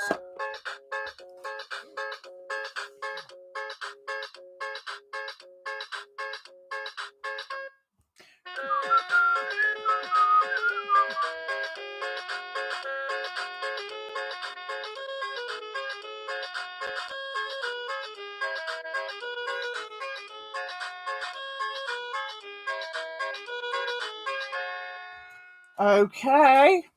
The answer is a Jilly board. So basically a wooden box. Oh, box. Yeah. Right, Margaret's straight. Well done, Margaret. Coming in strongly at the end there. Well done, Margaret. At the end of the axis, Margaret you is. and your axis. Yeah. So Anderson is approximately 5 feet 2 inches tall, while Duchovny is closer to 6 feet. To correct this lack of visual balance, Hollywood, that's timely, has long employed a simple wooden box to make filming conversations easier. The Jilly board, or Scully box, was special in that it dropped the simple wood construction of an apple box for carpet-covered aluminium, which probably made for quieter steps. So next time you watch the X-File and they're close up having a conversation, she stood on a box, which is fascinating in itself, really. Yeah. Don't say you don't learn here, mind. Yeah. Right. Who got that? Margaret. Yep. She is. We've seen her live on stage in what was it? She did that Bette Davis thing. Yeah. Name Bette Davis films, quick, everybody. Oh dear. I should know this. It's not Sunset. No. It's the one. It's the one where she says that famous quote that's brilliant.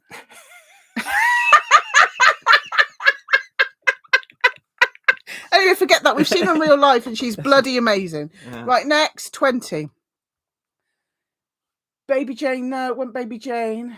Oh, that's what it's the one where she played that woman and then she has a. Is Neil Peart got some time warp? He's got. He just come in with the answer of 78 on the tarot. I think he's stuck in 1978. You're only Danny Weymouth, Neil, but it's a long way sometimes on the internet. He might not want you doxing him all over the bloody. Sorry, Neil. I believe that has been advertised on the show and with Ben. Don't go digging yourself. Right, last question. Right. Jung was the first to use which the following as a method of exploring personality? Dream analysis, lithium, word association, hypnosis. Exploring personality, Jung. Did he use dream analysis, lithium, word association, hypnosis? Oh.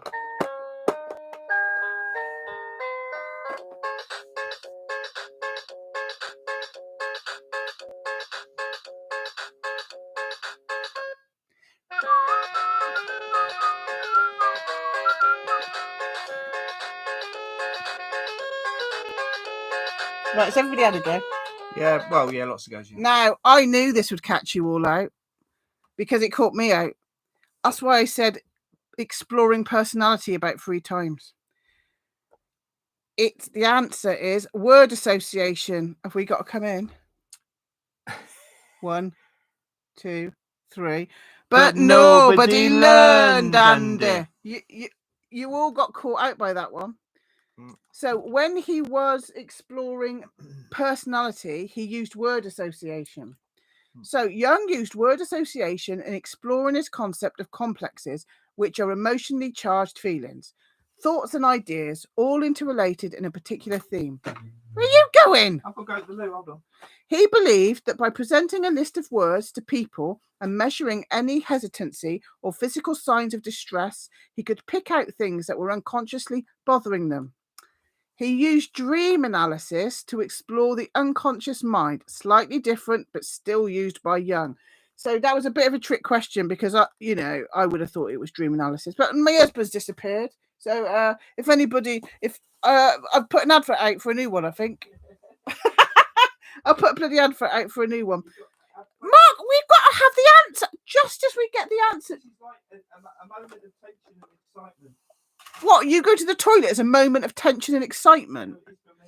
You're supposed to be giving us the answers to the bloody quiz and he buggers off. Do you see what I got to put up with? Do you see why I'm so bloody neurotic? Right, hold on. Have you even added them up? Yes, I have. Thank you very much. Hell. And hold on, Margaret says she got it. Hold on.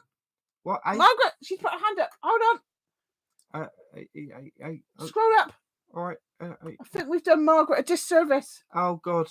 Oh blimey! You just wanted to say your catchphrase, didn't you? You got all caught up. What are we looking for? I've forgotten. We're looking for word association. Well, look, Margaret, where did you say it? I can see Tom Cruise. Where did you say it, Margaret?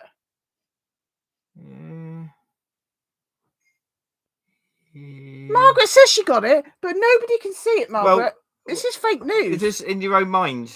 It was mind association. I mean... Oh, Neil's out of sync. Neil, do a refresh. It's a bit late now. It's a bit late now. Oh, bless him. Margaret, are you taking the piss? Oh, hold on. Green tea can see it. What the fuck? Okay. Anyway. Give her a bloody point. Yeah, we'll give it... a hat trick. Hold on. Hugo said he learnt. I'm so confused. I think we should give everybody a point for that one, or nobody. Well, anyway, Margaret's getting one. Right, Margaret's in with a banging with that pen. Well, this is the decisive end of the quiz. I'm allowed to bang at the end of the bloody quiz, mind, because it's exciting, dramatic stuff. So, anyway, we'll check that out. She's below Brian. Oh, I can't see it. I can see Brian saying lithium, and then green tea says hypnosis. I can't see Margaret. I believe you, but yeah, I can't see it. Yeah, no. Somehow it's weird. Somehow it's dropped out from ours. Anyway, we do very much believe you, Margaret, and you've got the point. Anyway. Oh, get on with it. All right. So that takes. Well, the winner is. Oh my God! They don't care anymore. Mari. Oh, well done. Oh, that must be annoying. Clapping in. Yeah. Well done, Mari. Oh, Christ. I'm running out of presents to send Mari because she's had one of everything. There was a lot of variety with points. DJ very well 4. Well done. Ben got 2, I believe. Margaret, a great hat trick at the end. Great hat trick at the end. Hugo got an answer. So anyway, green tea. So yeah, we've got a good variety of answers. Again, lots of right answers. Thank you. Well done, everybody. Thank you all. And well done, Mari. Oh, she's nominating Margaret. She can do that. It's technically up to her. Yeah.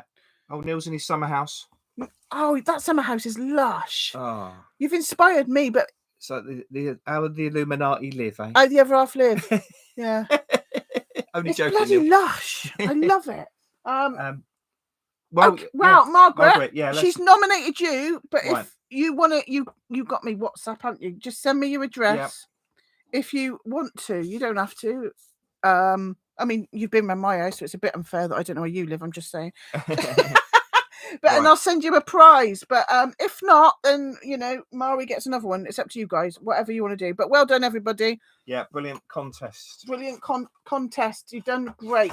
So now we get rid of the quiz. And we go. Now we're going to try and share pictures. It didn't go well at the very beginning, but we'll try again. You can't say we don't try. Mark's going to do his bit now. Yeah. Aren't you? Yeah. So get close to Big Mike. All right. And I'll get my bits. And is everybody ready for Mark's fascinating talk on dark Hollywood? Yes. Linda learned a lot. That don't work. No, it don't work. Right, let's get ready for Mark's good bit. Go for it, Mark. Yeah. I'm going to try and share some pictures, but it's not been going well, that. Right, well, let's try the first one. If you just get up there to set the scene, as it were. I'll do entire screen, I think. Yeah. But anyway, Sorry. It's all right. I'll just keep talking because I'm talking over me. That's fine. No, I just need to get... Right, share. Okay, right. Okay, so, yeah. Hollywood. I remember right back early days when I was hearing about our sort of stuff and becoming enlightened, thanks to Liz. But we used to listen to Richie Allen a lot, and that sort of got me interested. Lots of different guests he had on. I remember Jordan Maxwell, the late great, and that's the first time through him that I was aware of. He was saying that Hollywood was the substance used by druids. They used the branches from holly trees to make magic wands, for want of a better word, for casting spells. And so he was saying they used these words for Hollywood, the place that became the dream factory, as they often call it, for making these films that influenced oh, sorry, I just got this moment where I've got an itchy nose. So that they would cast these spells on the world through image making. Jason Halsey is another very interesting writer that we've read and listened to. Did go to Hollywood at one time to try and make a career as a scriptwriter, and he was saying that film, in and of itself, as a medium, is like a form of deception. Just any kind of film, in a way, a kind of mind control, because it's this immersive medium, and there's always an intention, I suppose. It doesn't necessarily have to be nefarious, but to make the viewer get lost in what they're watching. And it's worth remembering the Disney catchphrase, "Capture your imagination," because that's basically what they're doing. So they're controlling what people think, and leads to obviously how they act. And I'm reminded of what earlier talk when we had about John Dee, and I was referring to the fact when he was a student at Cambridge and there was a production of an ancient Greek play, and he used his expertise in optics, this early science of studying and manipulating light, and he apparently made it appear as if there was a man flying over the stage with this on the back of a beetle. And he was accused of practicing witchcraft because people couldn't believe how he did it. And I thought this was like the first centuries-old creation of special effects. And then you go forward to the 20th century and on till today. George Lucas formed special effects company prior to making the very first Star Wars film, and he called it Industrial Light and Magic. And funny enough, as part of Lucasfilm, this is now owned by Disney. So they captured that as well. And Dee's scientific magic made me think of the term smoke and mirrors, which is now sort of become used for anything that's a deception or hiding the truth. I presumed it had an early theatrical origin, but didn't know the details, so did some in-depth research by looking on Wikipedia. So smoke and mirrors is a classic technique in magical illusions that makes an entity appear to hover in empty space. So you could say that's following on from Dee's special effects. It was documented as early as 1770, so quite a bit after Dee, and spread widely after its use by the charlatan Johann Georg Schopfer. who claimed the apparitions to be conjured spirits. And it became a fixture of 19th century phantasmagoria shows. This is according to Wikipedia. The illusion relies on a hidden projector, known then as a magic lantern, the beam of which reflects off a mirror into a cloud of smoke, which in turn scatters the beam to create an image. And then this goes into language with the phrase smoke and mirrors entering common English use to refer to any proposal that, when examined closely, proves to be an illusion. The earliest known use of the idiom came from the biography How the Good Guys Finally Won, Notes from an Impeachment Summer, published in 1975. It was a bit later than I thought it would have come into the language, but it was written by American political journalist James Breslin, who accounted the Watergate political scandal in Washington firsthand, and he described politics as a theatrical use of mirrors and blue smoke to make people see what they wish to see.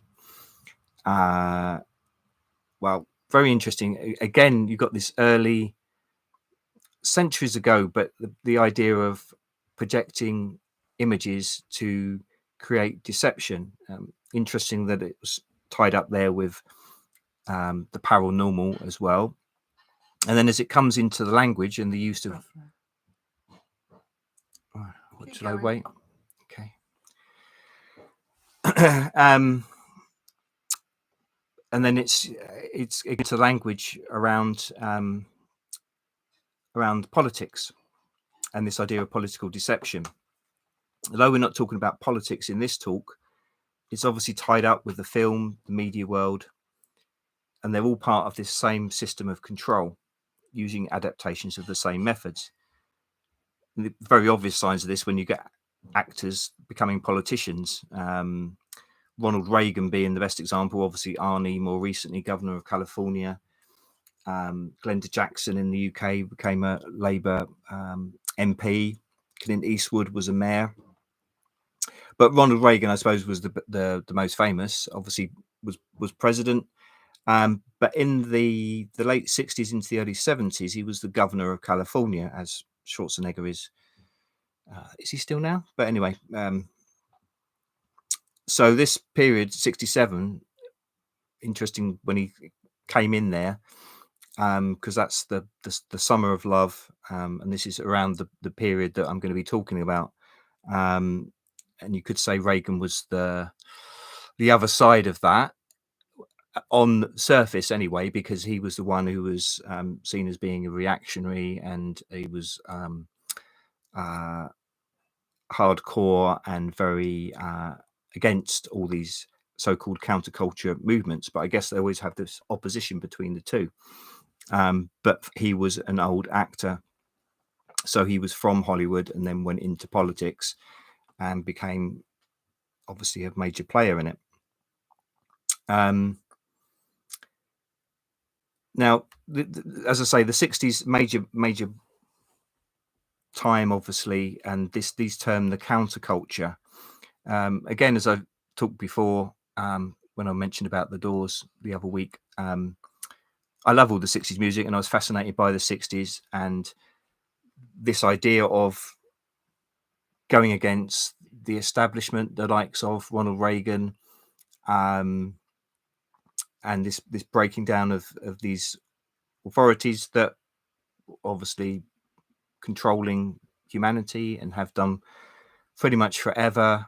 And I love the idea of like a sort of a Blakean thing, like we talked before, and how he influenced people in the counterculture movements. This idea of just the power of the imagination and freedom. And I still think those are great things. But from what I've known more recently, things I've read and heard, things like I'll be talking a bit about Dave McGowan's Weird Scenes Inside the Canyon. But yes, certainly I can see how this counterculture movement was manipulated and possibly even created from the very outset. But I do remember, even before I became interested in conspiracy things, I remember hearing mention, can't remember where, people saying, oh, well, the in a conspiratorial way, but they were saying the authorities corrupted and gave the hippie counterculture movements, etc., a bad name to bring them down by things like the Altamont Rock Festival, which was a big rock festival in '69,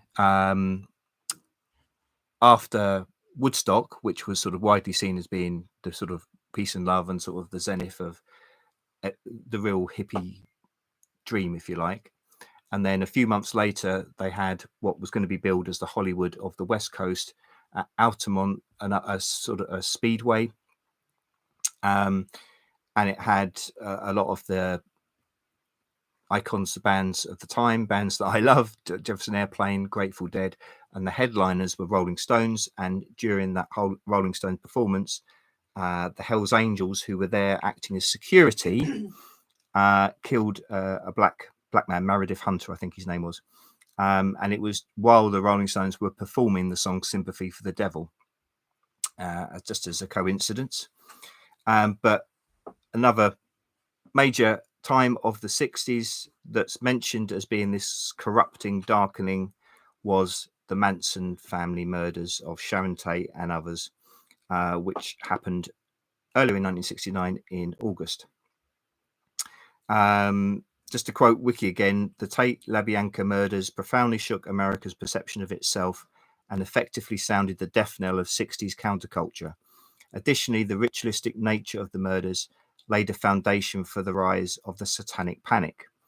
Thought it was it was interesting to, I know it's a bit of an aside really, but it came up within this Wikipedia, and we know Wikipedia, like a lot of these major sites on the internet, is used for controlling information. And it was a bit weird that they talked about the Satanic Panic, because as they say in their own Satanic Panic article on Wikipedia, that's primarily around the 1980s, when there was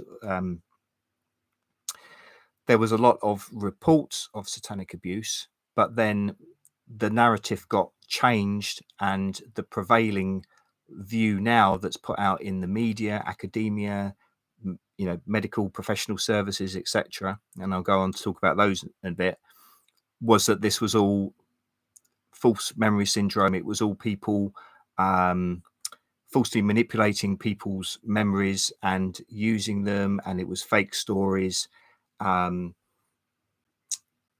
they basically squashed it ever since. That any mention of ritual abuse, satanic abuse, is derided in the media, and they keep going back to this Satanic Panic from the 80s and just lumping everything in there, that it was all misinformation. I noticed actually there was a case just finished, I think, in January in Glasgow, with people being convicted. They were actually convicted of child sexual abuse, these poor kids, but the kids had alleged a number of things that were mentioned in the press, like witchcraft, that the people were involved in as well, but they dropped that line from the prosecution. And I would imagine they did that probably because they didn't want, again, these associations with things like this Satanic Panic, because it's been so squashed that just by connection with it, I suppose maybe they thought it would endanger them getting the conviction of these people for these terrible crimes. So at least they were convicted of that. But it just how they seem to have crushed any talk of it in the media, that this idea of ritual satanic abuse is a thing, and but in the wiki about the Satanic Panic, it mentions as one of the possible reasons why it could have been a thing, 3 films that opened and ran near the beginning of the panic, having to do with Satanism, namely Rosemary's Baby in 1968, The Exorcist in 1973, and The Omen in 1976. Oh, slightly different order. There's Charlie Boy Manson, but I went by your order. Yeah. No, it was my fault. That's Rosemary's Baby, by the way. That's Rosemary's Baby. That's not the baby. No. She was huge. So yeah, according to this scholar, Joseph Laycock, patients hypnotized by therapists to recover memories of satanic ritual abuse often seem to be recalling scenes from these films. And again, I thought this is strange because Rosemary's Baby, for a start, the earliest of those films, 68. And as I say, the main satanic panic was going on in the 80s, and it was children, young people having these memories. And it's like, well, this is in days before internet, and even video recorders weren't really a thing in homes. So it's like, how are they gonna have the scenes of something like Rosemary's Baby in their head? Maybe more likely, if the stories were true and the people carrying out the abuse, maybe they had the images from things like Rosemary's Baby in their head. But this it is going to become significant to the story, of course, Rosemary's Baby. Although I'm not going into analysis of the films so much in this talk, but it's more the background of this darkness that feeds into the films, but what's behind them around the culture. But Rosemary's Baby, of course, was directed by Roman Polanski, whose wife Sharon Tate was probably the best known victim of Charles Manson's family, as they were called, and the father of her unborn baby that was killed inside her. She was 8.5 months pregnant at their house, although Polanski was in Europe filming at the time, so he wasn't there. So I don't know. I would question, especially with things that have happened later with Polanski, and earlier, considering he directed this film, and his film after, and obviously the Rosemary's Baby was 68, so that came out just a year before the murders. I don't know. This seems a bit of too much of a coincidence to me. And obviously we know later on Polanski was guilty of raping an underage girl and fled America to avoid conviction for that. So yeah, this is this deep underbelly, not very under really, but it pervading Hollywood.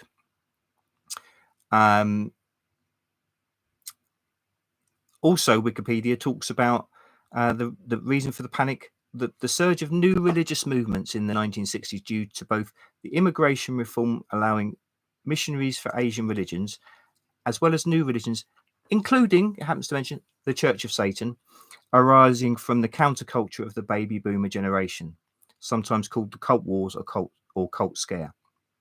I'll be mentioning Church of Satan in passing later on, but it does seem disingenuous that they've sort of lumped these things together, and it's like, oh yeah, and there was counterculture and things, new religions came out of it, like the Church of Satan. But so other critics talked about the Manson murders as leading to the proliferation of darkly psychosexual, conspiracy-laced cultural exploration of America's seedy underbelly by the movie industry. And this film critic, Eric Morse, writes that the rapid recognition of Tate's murder and soon after the idealization of her murder brought about a dark period of film in Hollywood filled with ultra-violence, gore, Satanism, and freakouts. Morse cites Ian Cooper's 2018 book, The Manson Family on Film and Television, where Cooper coins the term Manson-sploitation, not very catchy, which he defines as the violent, disturbing genre that Hollywood grew fascinated in shortly following the Tate LaBianca murders. And there's talk about Tate's image being substituted with hyper-real depictions of her at death in films that attempted to recreate the Manson family murders. But it seems like the wrong way round in a way. Well, I'm sure, I think the Manson murders definitely were very significant in terms of moving things along, in terms of the culture going to another level of dark in what they put out for people to see. But as you can see on the screen, Rosemary's Baby, as I say, for instance, came out before the murders. So it's not just that Hollywood is all happy and light and then the Manson murders happened and then suddenly it got dark, because I think the films and what happened in society were inextricably linked from the start of it, really. Do you want the Manson picture up anytime? Yeah, go on, stick him up. Yeah, stick him up there. Yeah, there he is in his sort of younger days when he's looking a bit like a you. Oh, thanks. Now I'm Charles Manson. I've been everything from the Green Man to... Oh, DJ's talking about Black Dahlia. He comes on to that. Yeah. Makes me look up bloody images to put up here for him. He's also done a talk on this, DJ. Go back up. We'll put a link in the description. Yeah, but I am... That is... Yeah, he does go on anticipated. So, anyway, but let me just sort of move on a bit then. So the manipulation of thoughts, we could go on to another image now. The creation of the hyperreal. But in the everyday actions of people, this is the basis of MK Ultra and other similar unofficial covert operations by the CIA and other organizations like that. Researchers talk about the ways that MK Ultra and those things used imagery, music, sound, flashing lights. There's an MK Ultra picture in there somewhere, I think, or just a redacted. Do you want the MK Ultra picture? Yeah. This is redacted information on. But obviously, as people know, and again, sort of mentioned in passing, it did come out in the mainstream, but then, as you see redacted there was a lot more that didn't come out, and things. But people got money for, Clinton admitted it, and there were, people got compensation for. Mm-hmm.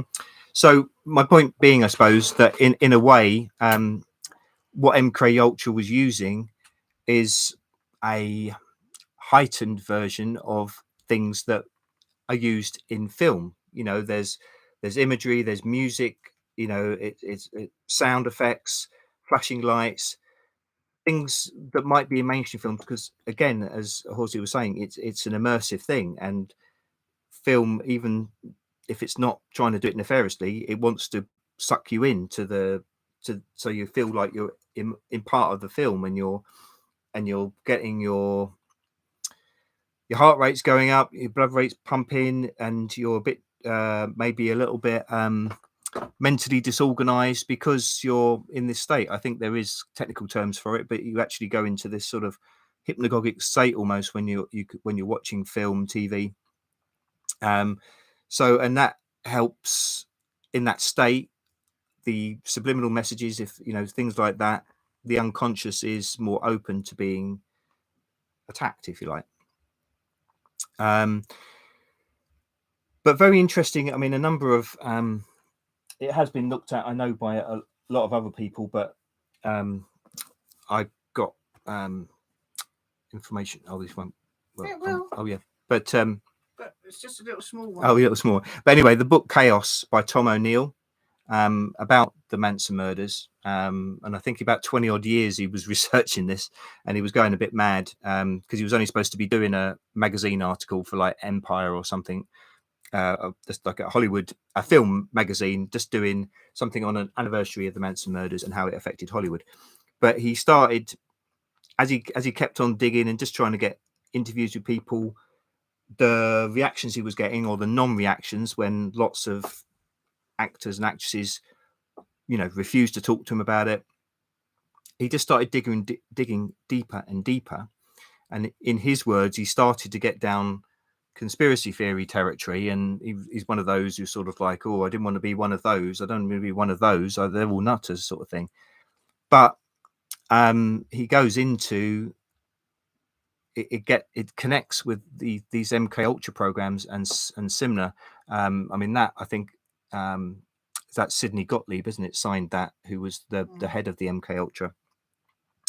But O'Neill went back, years into his research, and before coming to the Los Angeles area, Charlie Manson was in San Francisco, and he was there around 1967, as I say, which was like the primary year for the Summer of Lovers, it was called. So he went to San Francisco. This was after he'd been in prison for lots of years. He was out on parole, and he was assigned to an experimental parole program funded by the National Institute of Mental Health and given a parole officer called Roger Smith.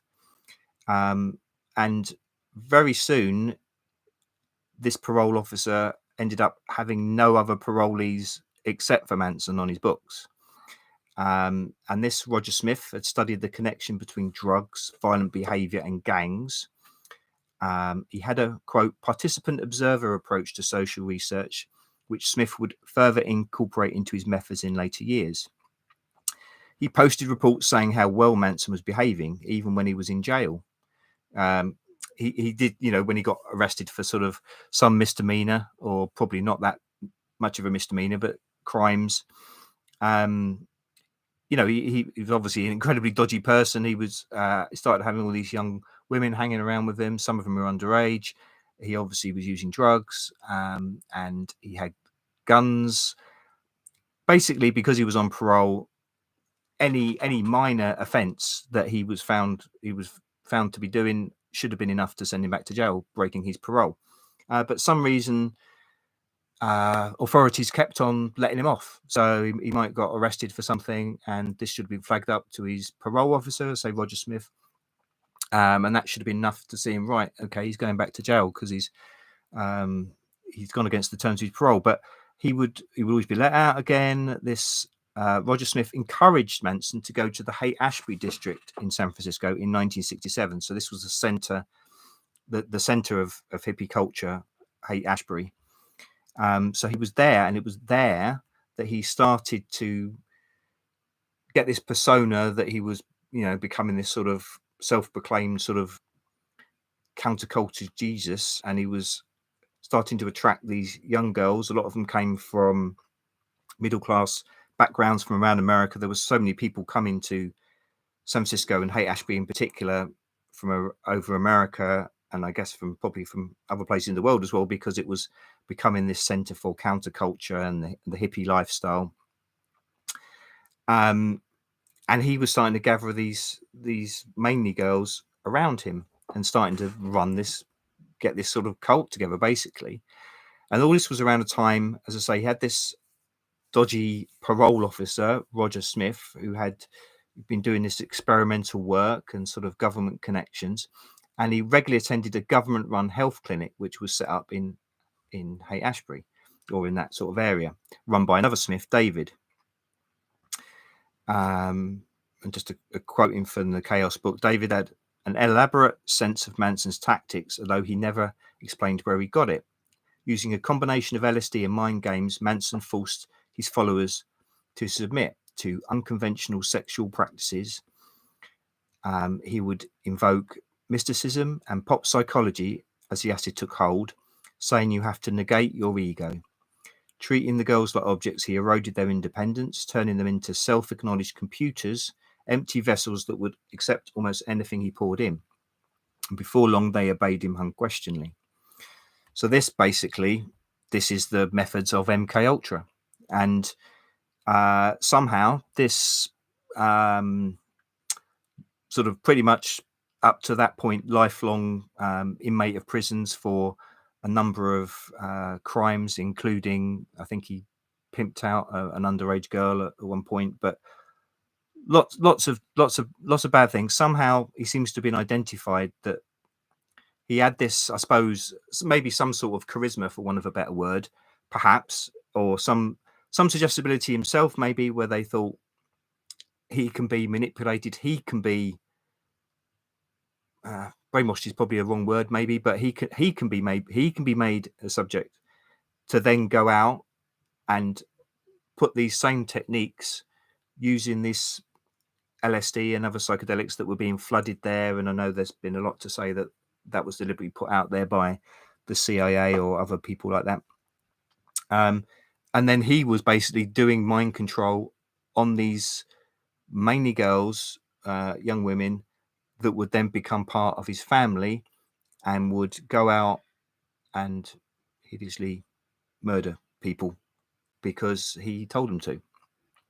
This National Institute of Mental Health was later acknowledged that it was a front for the CIA in their research on the effects of LSD and how they could use it. So as I say, he ended up going down to Los Angeles with this group that he put together. And again, just that when you're on parole, he was assigned to parole officer in San Francisco. Just leaving San Francisco and going down to Los Angeles, that in itself should have been enough to mean that he had to go back to prison. But again, no one seemed to care. And they ended up moving into this Spahn Ranch, as it was called, I think, which was actually an old movie set. It used to be all used for old cowboy films. And this is dramatized in the Once Upon a Time in Hollywood film that Tarantino did around the Manson family and the murders. And so again, you've got a mixing again of film and brutal reality, that these people who were doing very real nasty things were on an old movie set. But again, it seems to have been these origins. It's pretty clear that he was part of these government programs to do with MK Ultra, and that he was being used to then push this out to people and carry out these murders. Now, he had this, I don't know if you call it a theory, but more a belief, again, as he was sort of presented as that his followers believed he was like Jesus Christ, Manson, that there would be this apocalyptic race war in the United States. And again, sort of referring back to when I was talking about John Dee and so many of the religions where they, a lot of the Protestant religions, or maybe secret societies that came out of them, had an idea of that there needed to be this apocalypse, the biblical one in Revelations, in order for there to be a second coming or a heaven on earth. So actually they wanted to precipitate the apocalypse and make it happen. And that seems to partly been in the way of Manson's thinking, maybe, in terms of some of these murders that were carried out, including the Tate ones. They were apparently trying to make people think that the Black Panthers had done it, although no one ever seemed to cotton on to that, so it didn't really figure in that. But again, you've got this idea of trying to engender an apocalypse. But just as I say, so Manson's comes back into comes to Los Angeles, and he's around this Laurel, Topanga Canyon, and Dave McGowan, of course, has written about the prevalence of military and intelligence family connections to most of the key players in the music industry in LA. I mentioned the Doors the other week, the connections of Morrison and Ray Manzarek, but many others, most of the others. But also, again, obviously, this was in Los Angeles, so interconnected not just with the music industry, but so many in the film industry in Hollywood. Also, done a lot of research from Jay Dyer's book, Esoteric Hollywood. So I wanted to sort of weave together three strands, I'd say, two which you'd say are very big, very significant, and brutal. One was the Manson murders, and also, as was mentioned before, was it DJ, about Black Dahlia? The murder became called Black Dahlia murder in 1947. but also weaving it with something that maybe would seem insignificant, really, and that's the life and work of the experimental, in inverted commas, filmmaker Kenneth Anger. Oh, we got him somewhere, haven't we? There he is, in front of the Hollywood sign with Saturn on there. Yeah. So Anger, which he changed his name to. Yeah, I think his family name. His dad was German descent, and I think Engelmeyer was actually his name. But he was very occult. Yeah. So yeah, he was a devotee of Crowley, Thelema, that Crowley system there. He had tattooed Lucifer on his chest. He was born in 1927 in Santa Monica, which is in LA County, so obviously all around that area. From early days, all sort of part of that connection of Hollywood. He remembered dancing with Shirley Temple as a child. Yeah. Well, Shirley Temple as well actually went in, child actress, and yeah, obviously you know things about her, but yeah, she went into politics, talking about the connection of the two. In later life, she was, I'm not sure if Green Tea might know, a senator or something like that, but certainly she was, she might still be, for all I know. But yeah, Anger, heavily influenced by his grandmother, lived in a house with another woman, a Miss Diggy, in Hollywood. Anger was fascinated by film. He started making short films as a teenager, but his first breakthrough film, if you could call it that, was entitled Fireworks, and this came out in 1947. Now it's Anger's, makes big thing of being homosexual, and when it came out in 1947, obviously that was still illegal. He's credited with being one of the first openly gay filmmakers, and also as someone called him the guiding light, if you like, or the beginner of independent cinema. But he only made short one-scene films sporadically, sort of over decades. He was influenced by surrealism, and that's something I'll mention again. Now that this film Fireworks, I haven't bothered watching it, just seen stills from it, but it shows him with a variety of US Navy sailors, and then he ends up getting beaten up, and it's supposed to be like a gang rape, and then his chest gets cut open, and there's a Christmas tree on fire. It's very wholesome. Yeah, and it's weird shit. I mean, I don't think it made much dent on the general viewing public then or since. I think it was banned from being seen in most places at the time, but it became in cult film circles, it became very influential. And I think that's often where things, someone like him, where you say, well, he's not a key player. He didn't, most people wouldn't have even heard of him, in the general public. So he's not very important. But I think often with these things, it's more what these cult things, and using that word cult, very appropriate when you link back to Manson, but it's how they are then influential to other people, whether it's filmmakers or other fields, and then how they take these small scale productions and then they can, if you like, disseminate it into something that's much more popular for the mainstream.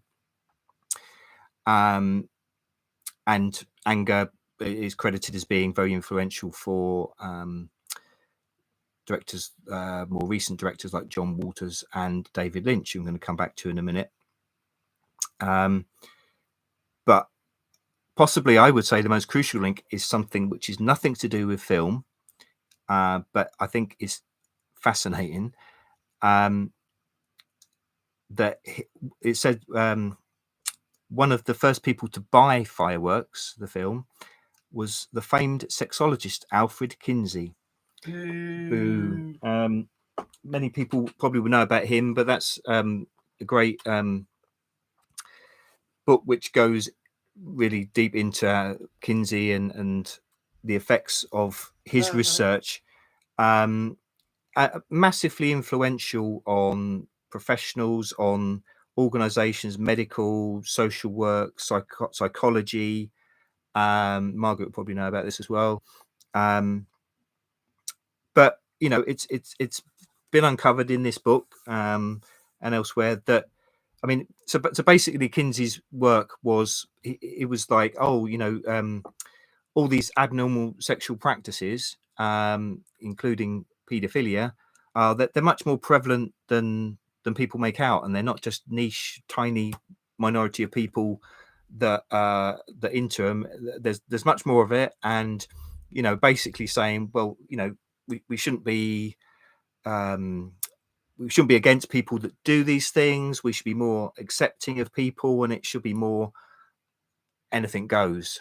But this, like I say, it's been so prevalent even now, even though it's been exposed that as part of their research talking about paedophilia, they actually got paedophiles to do the research and apparently actually doing the abuse. And then they're, surprise, from the point of view of the paedophiles, the children were enjoying it, and it was, they were crying. Let's not go into that. Anyway, yeah, we won't go into more details, but Kinsey was influenced by this film, and he became good friends with Anger, and I think for all of his life, pretty much. So that struck me. You know, obviously, I was looking for. I mean, there's so many links, and I'm going to more between Anger and people in the film world and music world.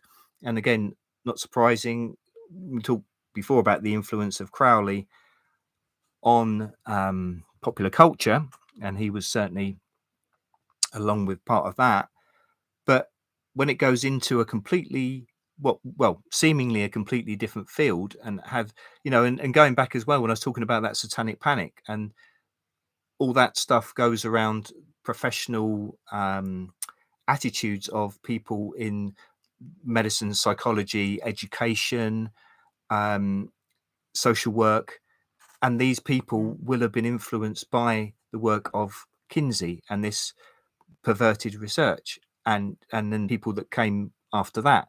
So it really shows how deep the links go, and it's beyond simply the film. It's all tied up, and as I was saying as well, when you've got the government, the MK Ultra, everything is intertwined. I mean, not only, I mean, just to mention in passing, apart from being close friends with Kinsey, Anger was also at one time, he was close, and I think she acted in one of his films, Marjorie Green, who used to be the wife or partner of Jack Parsons, and had this menage a trois with L. Ron Hubbard, who started Scientology, we mentioned before.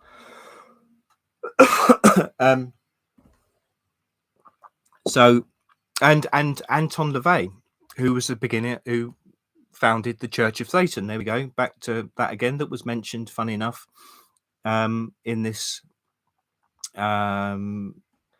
satanic panic, but obviously not mentioned in terms of that actually there was a creation of or prevalence of people following these practices, but just that because these kind of new religions came out of the counterculture, that accounted for people being panicked about them. But obviously that was completely unreasonable. Now, as I said, Daya has some discussion about David Lynch's Lost Highway, which is like a surreal noir. Lynch was influenced by surrealism, as I say, with people like Anger, but he talked about a scene there where it's sort of like a porn sort of type snuff film, and he likens that scene, Dyer, to a scene in the film version of James Ellroy's book about the Black Dahlia, and also an earlier film, The Big Sleep, based on Raymond Chandler's novel. Raymond Chandler, again, apparently was in the, I believe, in the Air Force, or American Air Force. But they all have these sort of parallel scenes where someone in Black Dahlia and The Big Sleep, where the detective goes in one of these in a big house of like a rich elite person, and they discover like in the basement that there's these sort of horrible snuff porn films being made, where young women have been taken, abused, and ended up in these videos. And so it sort of takes us back again to Black Dahlia, because that Fireworks was released in 1947. Do you want Black Dahlia picture? Yeah. She was so beautiful. But please don't Google image Black Dahlia, because they really have put graphic pictures out, and it's very disturbing. So I wanted to get a picture of her when she looked beautiful. Yeah, no, that's nice. Yeah. So as I say, as Liz mentioned, I did do a talk on another video which is on the channel. I'll put it in the description. Yeah. And in that I was just sort of throwing it out there that I thought there were similarities with her murder and the Jack the Ripper killings. Obviously all gruesome, but they had this, where some supposed a killer with medical experience, because of the way that the bodies have been cut up, organs removed. It seemed to suggest that someone knew a bit what they were doing, the way that some of it had been cut up. But also there's this ritualistic element. And I was wondering, it was sort of, maybe it was like Jack the Ripper murders, they were in London, Victorian era, British Empire. Britain was the dominant force in the world. London was, if you like, the capital of the world in terms of the power structure.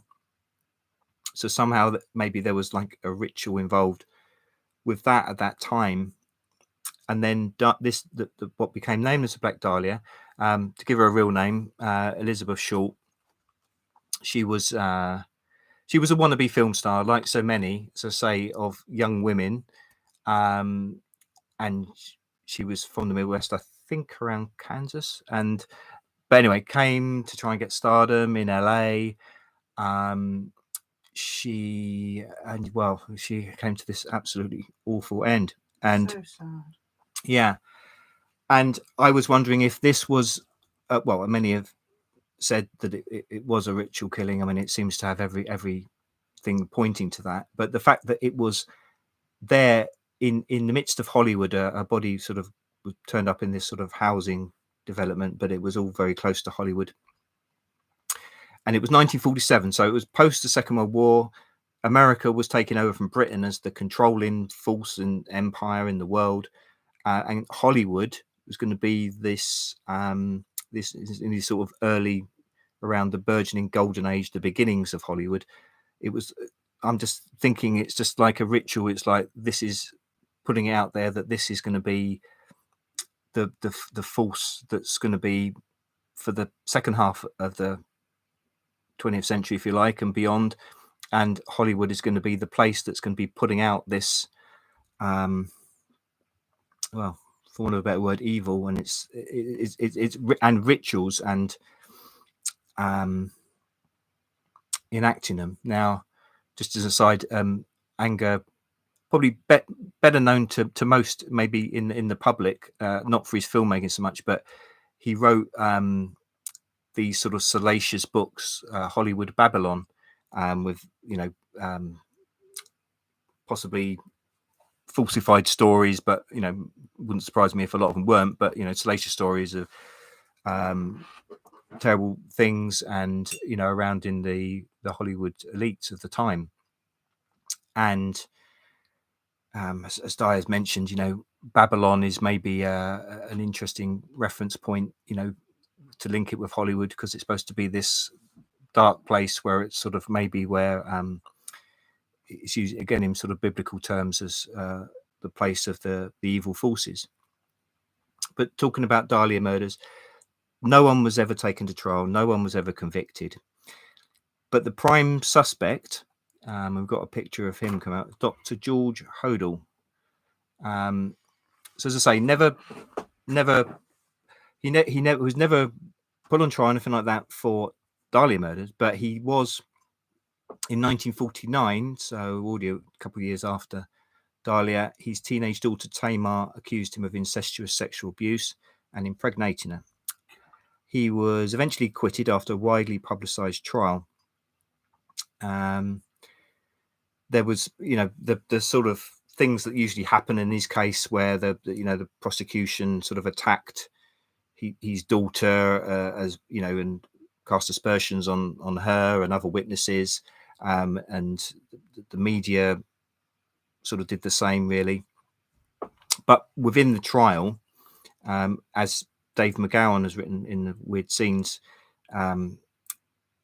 he was saying how striking it was for it did come out in the public, in the reporting of this, that there were allegations that the rich and powerful were dabbling in incest, hypnotism, mind control, paedophilic orgies, Luciferian philosophers.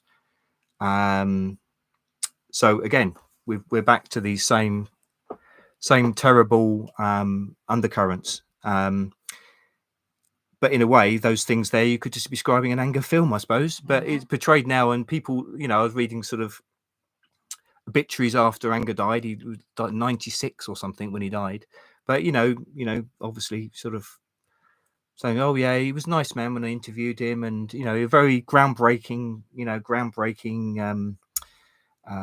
films, and groundbreaking gay pioneer, but it's like. He was promoting a really dark, dark sexuality and dark everything, basically. But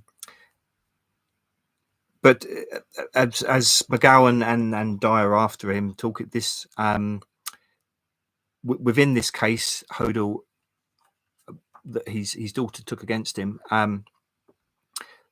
there was reports of how Tamar, his daughter, was used to sort of get other young girls and sort of get them into, show them all, give them presents and that sort of thing, and then get them, suck them in. And as they were saying, it was suggesting that basically this was manipulation, getting these young girls in, and they would end up either making these sort of porn snuff films, or probably ending up in lots of sort of dark parties that we know about as well. Again, it goes back again to these sort of satanic paedophile rings, and their connection with powerful people. And aside as well, not film as such, but the surrealist artist Man Ray was a good friend of Hodel, and apparently, Liz might know this more than me, but apparently he has satanic themes, disfigured women in his art, and just even ritualistic display, which people have said, I haven't looked at it, reminiscent of the way that poor Elizabeth Short's body was displayed when she was left sort of by the side of a road. And I believe Hodel, he had a taste in surrealist art, includes Saturn-style carvings on the face of a floating Dali-style corpse. I'm actually wearing a Dali t-shirt. So again, like my love of rock music that's being corrupted, I also do like surrealist art. I don't know if you talk about this. Do you talk about the Illuminati party, where the theme was surrealist art? That's the one where they dressed up with bird cages on their head. Oh yeah, that was surrealist art party. Was it 72 or Chartres or something like that? The one Rothschilds. with all with all the so it connects in again there. And apparently the dismembered corpse of Elizabeth Short in the Black Dahlia murder included these markings, as well as the dismemberment harkening to the shamanic process of ritual division. That's a quote. I don't know. It's not a shamanism that I would be into, but yeah, Hodel came into police attention as a suspect for the Elizabeth Short murder in 1949 after the sexual abuse trial that we've just been talking about. So there were known or suspected sex criminals in the area were being investigated for the Short case, and then it came out in the trial that Tamar allegedly claimed her father was the Dahlia killer. And of course, well, I say of course, but he was a doctor, Hodel, so he had a medical degree. So as I said, there as with Jack the Ripper, there was talk that someone had done the murders who knew something about medicine and the body. Hold on a minute. You're trying to say doctors would hurt people? Oh, you are. Oh, another part of the ritual. Oh, Christ. Oh. Conspiracy theorist. Oh, yeah. So, and then a number of witnesses claimed that there was a 1946 relationship between Short and Hodel. Then back in Los Angeles from China, he did travel about a lot. But a lot of this came to light only a lot years later. 2003, a George Hodel Black Dahlia file was discovered in archives at the Los Angeles County District Attorney's Office. 2003. So again, Los Angeles police around that missed so many things about the Manson family before the murders and after murders. So the file revealed that in 1950, Hodel was a suspect of the Dahlia murder. His Hollywood residence was electronically bugged, and the tapes recorded him saying, "Supposing I did kill the Black Dahlia, they can't prove it now. They can't talk to my secretary anymore because she's dead. Oh. They thought there was something fishy. Anyway, now they may have figured it out. Killed her. Maybe I did kill my secretary." That's just giving me an actual shiver. Yeah. And he was also interviewed as a suspect in another 1949 murder of Louis Springer, the Green Twig murder, although evidence to support this accusation was not publicly available until July 2018. So you wonder, like with Manson, until his eventual conviction, when they decided that for the narrative they wanted him in jail and the show trial about the family. But up till then, he'd been all his crimes had been let off, and somehow all police authorities managed to let him go, miss evidence. Him and his family all doing various crimes and getting away with it. And then this Hodel guy, he seemed to keep getting away with it, and yeah, he got away with it all his life. It does suggest that people high up wanted them free for a reason. Just to go back to anger, this film Fireworks, as I said, it was this dodgy fantasy of his about being gang raped by some sailors, US Navy sailors. Just to note in passing, Elizabeth Short had an obsession with military men and hooked up with many before her death, and many were suspects.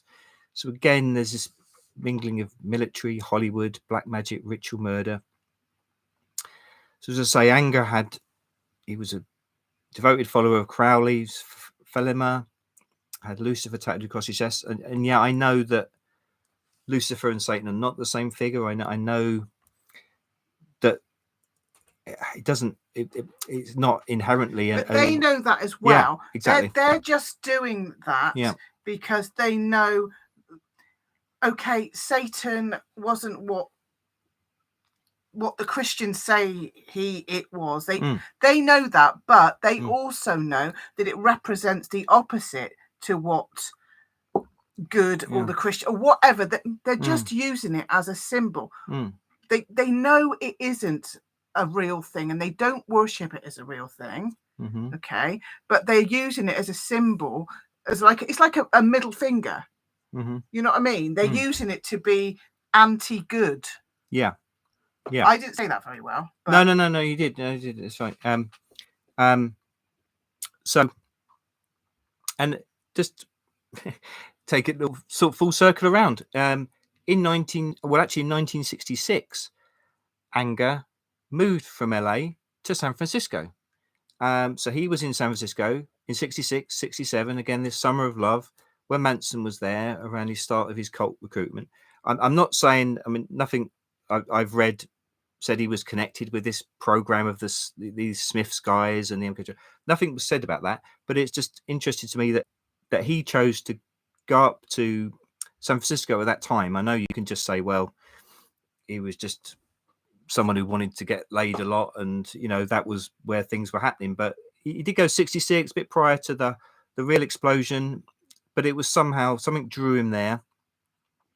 So he moved into the ground floor of the William Westerfield House, a large 19th century Victorian house in San Francisco, also known as the Russian Embassy, which is a bit interesting.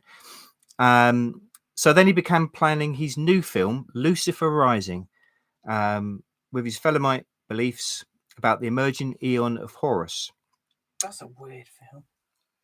Oh, you've seen Lucifer Rising, have you? Yeah, remember you went away and I watched it and scared myself out. Oh no, I thought that was the Magic Mountain. Oh yeah, Christ. Anyway, Magic we haven't got time for that now. But anyway, so while living at the Russian Embassy, he met and lived with various young men who could fill the role.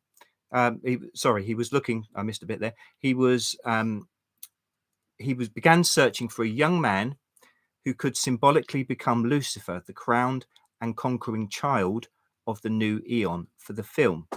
So while living in this Russian embassy, he was trying out, the mind boggles, various young men who could fill the role, and he eventually settled on Bobby Beausoleil.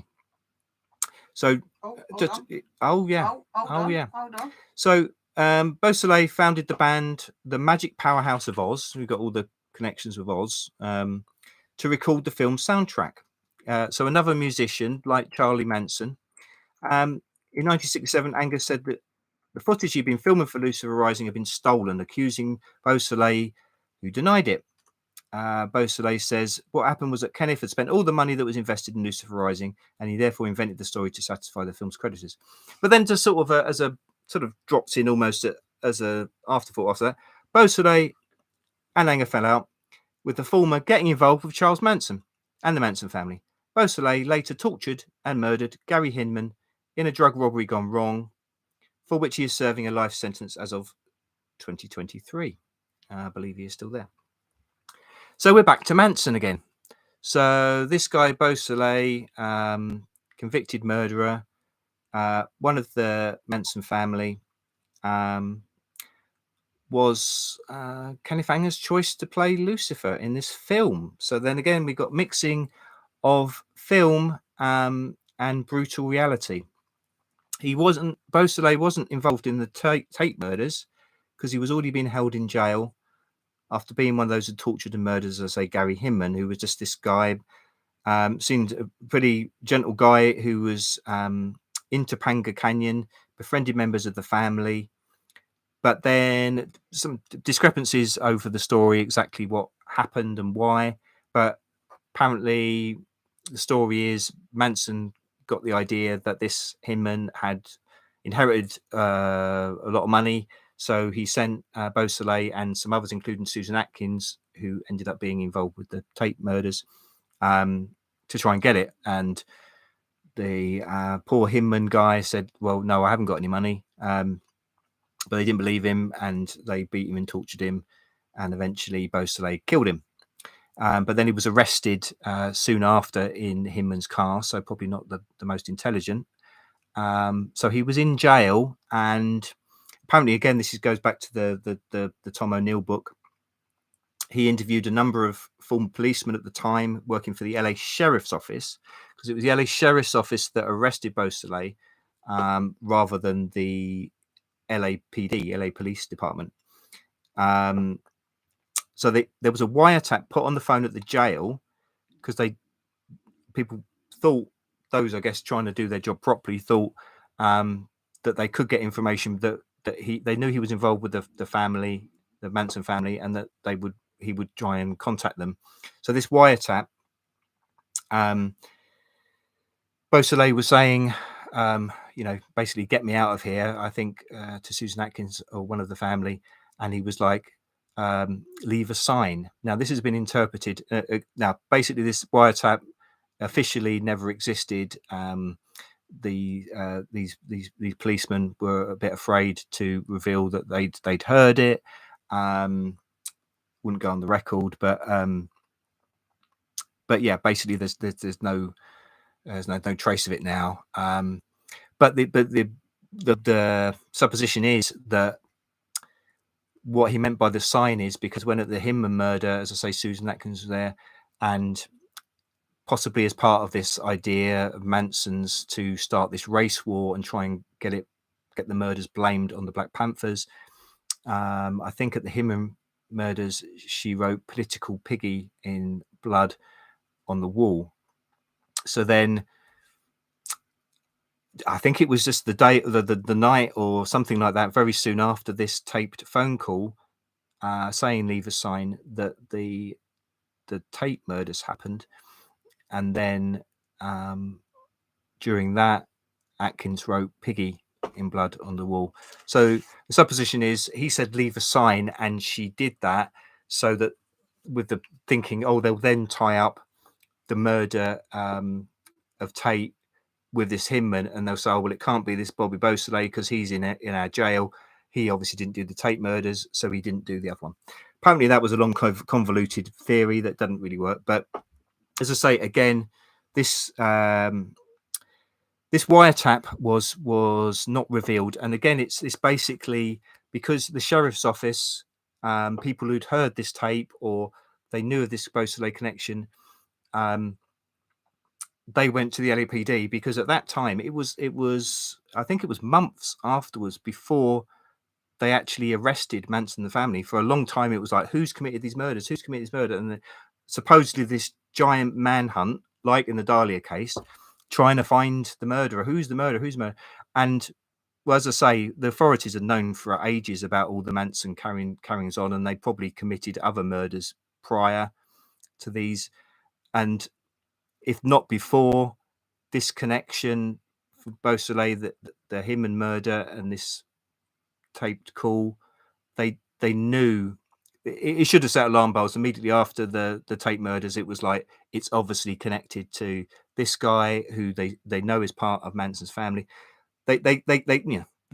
And then there was some big raid on the Spahn Ranch where the Manson family were, you know, and they obviously they had loads of drugs there, they had guns there, all sorts of criminality, and they initially arrested them all.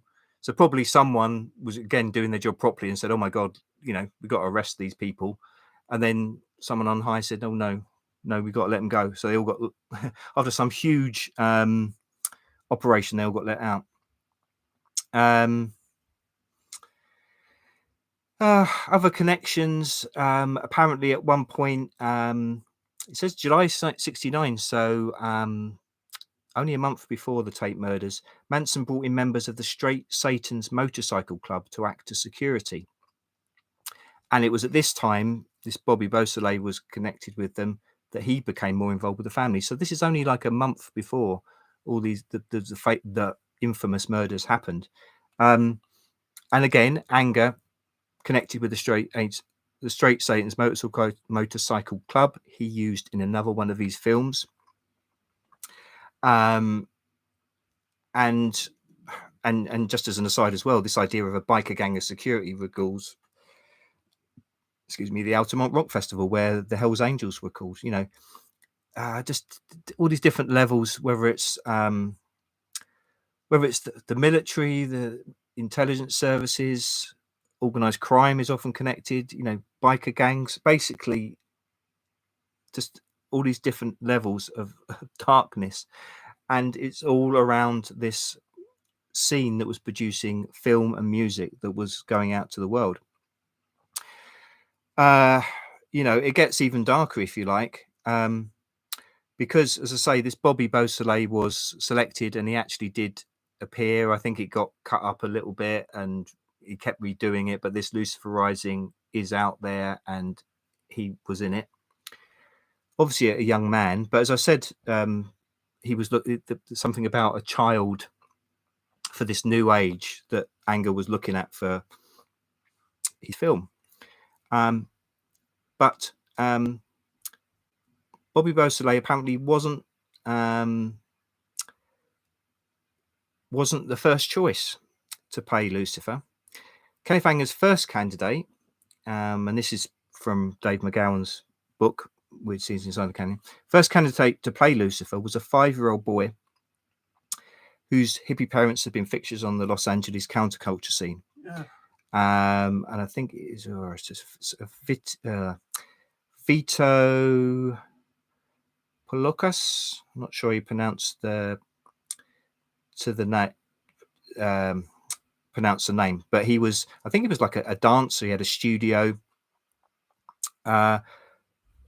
Policas. But again, it was the similarities are going to a moment with Manson, but again they had all this. Thanks. They had he had all this cult-like. He was a cult-like figure in a way, in that he had all these people that used to hang out at this house. Again, like the family, all these young people, young women.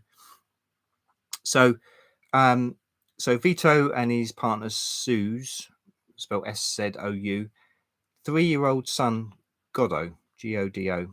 He was the first candidate of Kenneth Anger. He wanted this 5-year-old child to be Lucifer in his film Lucifer Rising, but his plans were scuppered because the boy fell through a trap door on the roof of this building. The same evening, his parents and their gang went out dancing. What the fuck? To assuage their grief, as McGowan sarcastically puts it. So did he die? Yeah. So he fell through a trapdoor, died, and his hippie parent. I hate hippies, by the way. Well, these are the, Mark loves a hippie. No, I'm just saying these are ourselves goth and hippie at the beginning, didn't we? Because I was a miserable, dark old bitch, and he was a happy, go slappy 60s. And then we realised hippies were a bag of shit, didn't we, Mark? Well, maybe it was just me. Yeah. No. But I mean, like I said, I think early on. I mean, again, I think these things, freedom, love, creativity, they are good. But they've corrupted them. No. But they used that to make the counterculture. Yeah, totally. And then they used it, like I say, they drew in all these young people from all over the country. Had a 5-year-old kid. Yeah. That he wanted to play Lucifer. That Anger wanted to play Lucifer. And it fell through a trap. Why was there a trap door? Yeah, I'm not sure. I think it was like I think it was on the roof. So I guess it's more like a skylight. I'm not sure. Anyway. Died and they went out partying. Yeah. Fucking believable. This was on the eve of Christmas. We know a lot of ritual stuff happens around Christmas. I think the what was it? John Bennett Ramsey. That was Christmas, wasn't it? Boxing Day or something around the Christmas time. Did it? But yeah. So yeah, and then after this, he relocated Anger to San Francisco, like I say, and then took up and found his new Lucifer in the form of Mansonite and former grassroots guitarist. He was a musician, Bobby Beausoleil. Should I get onto this one? Not yet. No. Yeah, go on in. I'm just sick of seeing that bloke. Yeah, no. God knows what. Yeah, but anyway, what McGowan says is what drew Anger's twisted eye to the young boy. Beausoleil said of Anger that his film projects, some of them were for private collectors. Every once in a while, he'd do a little thing that wouldn't be for distribution. Biographer Bill Landis has written that projects such as those led at one time to Anger being investigated by the police on suspicion that he had been producing snuff films. So we go back again, like I was saying. And a little kid died. Yeah. He wanted a kid to be in a film, and then the little kid died, and they make snuff films. I mean, it does not going to take Miss Marple to work this shit out. No, and Anger was, like I say, friends with Kinsey, who does all this stuff with paedophiles. I actually want to break something. Fed into. I want to punch somebody in the face, Mark, and you're the only one here. So, I mean, going back to this Vito blokey, scumbag. It's hard work, this. But so, yeah, it's hard work to hear. It's hard work to look at this shit. Yeah, not much longer. But but again, as I was saying, this Vito guy, he seems again like someone. He just sort of faded into obscurity, but it was like a precursor of Manson. You know, he had the freaky group. Someone described one evening in his studio, 2 tenderly young girls were tonguing each other. Everyone was silently. I'm sorry, what? Hang on. Let me get through this, please. Everyone was silently observing the scene as if it were part of the necessary training by the headmaster, Vito. Hold on, stop a minute. Stop. Can we go back to the beginning? Because I didn't catch the beginning bit. I just heard tonguing. Yeah, well, that will do. No, can you just go back to like the sentence before that? Who was doing that? 2 young girls. No, who? Bit further back. Right. So okay. It's this guy Vito. Is his group the one who had the child that died? Right. So one of the girls was on the full poster, only 12 years old, and this is an account for someone that said they were there. And a few months later, Vito was deported. Actually, I think it was more like he ran away. To where? Well, he went to Haiti. No, well, where was he from? Vito sounds Italian. Vito Corleone. It's Palocus. I'm sorry, I haven't got that information. But the world is mad. But yeah. They fled to Haiti as well. That's got all sorts of, and then up to more recent times with Clintons, yeah. And also with black magic or voodoo. So he was accompanied by his wife Sue and their new baby daughter. And I think it's spelled Gruvi, so we could say Groovy. Middle name Nipples. What, a kid was called born Groovy in Nipples? Born in 1967. I'm actually going to be physically sick after this. So, but they were saying, I feel like I need a bloody shower after this. So, basically, the Manson family, according to Author Ed Sanders, came calling at this log cabin. One former Manson family associate claims that a group of 4 to 6 family members lived on Laurel Canyon Boulevard in the log cabin house, once owned by cowboy actor Tom Mix. And you wonder again if that's Once Upon a Time in Hollywood, because that sort of like the DiCaprio plays someone like that, this old sort of cowboy actor. They lived there for a few weeks in late 1968 in a cave-like hollow in the back of the residence. According to Frenzoni, Manson also came calling at the Vito Clay studio on Laurel Avenue, where this Vito scumbag lived. So, and it says here, this is Dave McGowan writing, he makes perfect sense in retrospect that Charles Manson and his family came calling just as Vito fled the scene.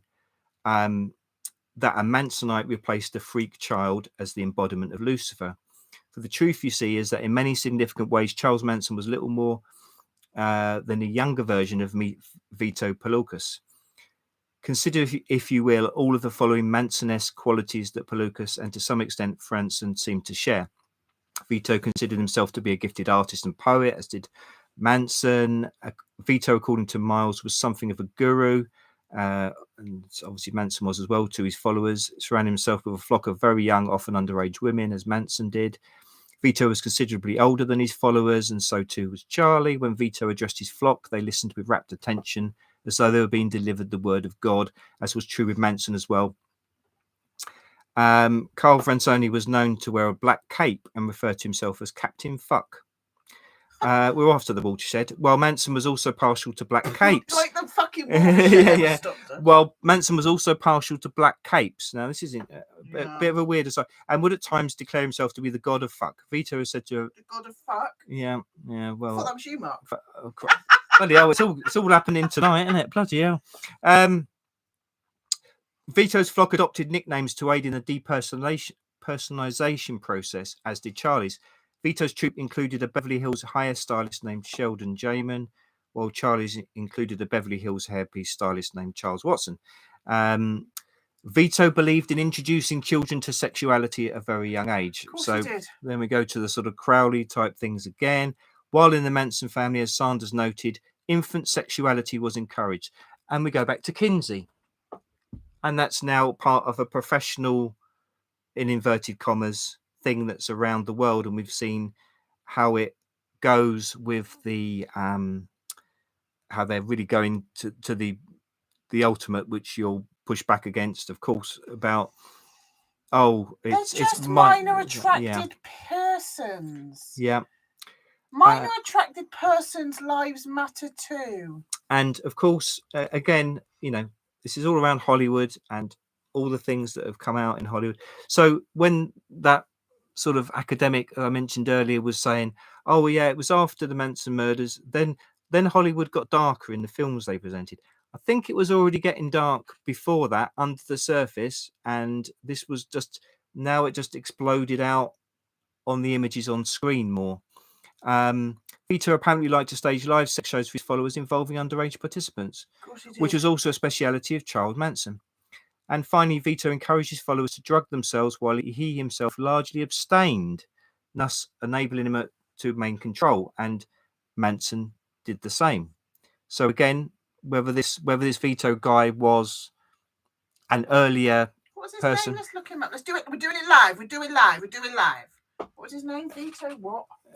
I don't know. Just find the spelling. Yeah, probably everyone's dropped off. And nobody's dropped off. Nobody's dropped off. Come on, what's his surname? Oh, I think it's Paulekas.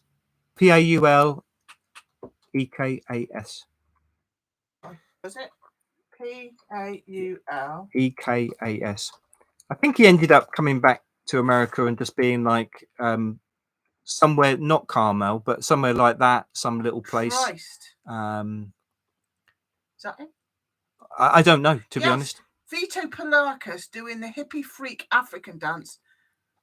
Yeah, so he's a dancer basically, and he had a studio, and yeah. Well, I trust him with my fucking kids. Well, indeed. I don't know what you're so worried about. But yeah, I think he might have become some sort of mayor of some little town or something. Of course he did. Of course he fucking did. I don't know, but yeah, certainly. What a twat. Yeah, absolutely. But anyway, not too long to go, people. Anyway, but now, yeah, so that's familiar sort of imagery. Now, he mentions as well in passing that David Crosby as well, wearing a black cape. Now, it just made me think of this because it's going to come up as well now. Ed Santos notes in his controversial book, The Family, that around 10th of March 1968, a convoy of 7 process automobiles containing 30 people and 14 Alsatian dogs journeyed towards Los Angeles. Now, in 68-69, Process launched a major recruiting drive in the United States. Now, I hadn't even heard about these people. So that's one of their magazines. So they... Sex issue, fear issue, death issue. Yeah. Sex, fear, death. There we go. That's a nice Sunday morning church service. Yeah. So they were in Los Angeles in May and June of 68, and for at least several months in the fall of 69. So that would have been overlapping where the Manson murders were. So as Gary Lackman wrote in the Fortean Times in May 2000, the Process Church of the Final Judgment, as they were called. So we're back again, Final Judgment, back to this apocalyptic idea. Formed in 1963 in London. Death cult. In London as an offshoot of Scientology. So we're back again. Scientology obviously began by L. Ron Hubbard, and he was associated with Jack Parsons. They were all Crowleyites, and they were, I think, on the West Coast. Somehow that fed back to London, and this offshoot, the brainchild of Robert Moore, a former cavalry officer, who would soon like Jimmy Bloody Savile. Who would? Yeah. That looks like Jimmy Savile and Peter Sutcliffe. That fucking does. I don't care who you are. Yeah, it fucking does. Yeah. I think we've just found something live. We've done it like that. It looks like. I don't know when that would have been taken. I'm not saying it is. No. But that is literally. Yeah. It does look. It does look like him. Yes. And they're the ones. They're the Yorkshire Rippers. I mean, Savile would have been old at that age, I suppose. But anyway. That does look like him. It does. Yeah. So yeah, I mean, maybe this we've broken ground. We've broken some ground. Broken some heads anyway. Broken some souls. So again, we're back to the military. The group was the brainchild of Robert Moore, a former cavalry officer who would soon adopt the name Robert de Grimston, and Mary Ann McLean, the proprietor of an elite prostitution ring with ties to the UK's so-called perfumer affair. So we're back to politicians and being caught in sex parties and that just sounds like a manipulation to me. And when you think of that, that is it's Epstein. You know, it's an early version of Epstein, where all these high-profile people, politicians, media. P. Diddy's the new one. Oh yeah, Puff Daddy, he's the new one. Yeah, he's been apparently doing as much as Epstein has been doing. He's got photographs and video. Anyway, moving on. So the organisation soon began producing a magazine that, as Lackman says, had an editorial policy that, and as you've seen that magazine cover on screen, magazine had an editorial policy that favoured Hitler, Satan, and Gore. This quote by this Lackman. Marianne Faithfull, who obviously was associated with the Stones, who appeared in an issue of the magazine. She also appeared in a Kenneth Anger film, along with other Stones, and Mick Jagger did music for one. She appeared in an issue of magazine, but later distanced herself from the group, saying there was something almost fascism about the process. No shit. Yeah. And the as you say, again, look at the symbol in the center of the magazine there. Choice of symbol, Lackman obviously says uncanny resemblance to the Nazi swastika. And in the book, the family, Ed Sanders describes the process, as they were called, as a death worshipping church composed of hooded snuffoids who were directly connected to the Manson murders. And Maury Terry likewise fleshed out connections between the process and New York's Son of Sam murders in his equally controversial The Ultimate Evil book. We did say it was called Dark Hollywood. I don't expect you was thinking it was this fucking dark. And you probably think, oh, look, there's some stuff about films and stuff. But sorry. No, but anyway, and processions were instantly recognizable on the streets of LA. Who? This process church people were, due to their curious habit of donning black capes wherever they went. Now, I thought, as soon as I thought black capes, what's the image people have in their head of Jack the Ripper? Oh, God. Black, okay, and like I say, you know, for I sort of connected Dahlia to Ripper, but it's a spiral of depravity, really, that it's being woven in the public. I'd never even heard of these people process for final judgment or whatever they were called, but it's no. Anyway, I've exhausted myself and probably you and everyone's, if they haven't already hit the bottle, probably will do. Which really nice picture should we leave it on then? You could just leave it with a Hollywood sign or no, but it reminds me of murder. In fact, all of it does. You are a sick puppy, Mark Road. He comes across as so nice, doesn't he? Well, I ain't bloody done any of it. I know. What about us? Let's go to us now. Oh yeah. There's infinity. To infinity and beyond. I should put the light on. I don't know if I want it anymore. Yeah, let the light come in. It's blinding me. Yeah. Right. Well, I've traumatized everyone now, haven't I? Traumatized me. Again, Mark Froud, this is why I married you, because you got a brain as big as a fucking galaxy. I think we'll all agree my husband is fucking good at doing a talk. Am I right? Am I right? Thumbs up him. Give him a little thumbs up. What amazing. He's done all that with a full-time job in less than a week. I couldn't even fucking come up with half decent quiz. I only worked 3 days. I'm very proud of you, Mark. Very great quiz. I'm going to break some news to you. Oh Christ! I've got loads of questions here from people, etc. Right. Yeah. But you didn't see this. It's breaking, exciting news. Yeah. I've got to find it. Mm-hmm. From Neil. Yeah. Maybe you two crafties might want to do a talk chat interview with us on the Paranormal Peep Show in the coming months. Yay! I said you fantastic. Thanks. I said you can do it, but I would lose in viewers. No, there's so much you've got to say. We'll talk about that, but yeah. If the offer's still open for my husband, I'm going to we want make both. him do it. Both of us, Neil. Both of us, Neil. Just Moving on. Yeah. That's exciting. Liz will come if you get Tony Topping on as well. Oh, yeah, get Tony on. Me and Tony could be in the green room. Oh, right. Talking okay. about the green aliens. All right. Oh. Well, it's fine. Give you a night off. Anyway. Well, I've been likened to everyone from Charles Manson to the Green Man. Night, Linda. I think Linda's going. Oh, night, Linda. Sorry, I hope I haven't ruined your night of dreams. Well, you've ruined my bloody night. Oh, Christ. Thanks, guys, both. What's the questions then? Right. Before they drop off. Brian's got his thumbs up. All right. Mari, image magic. Mari said image magic. Yeah.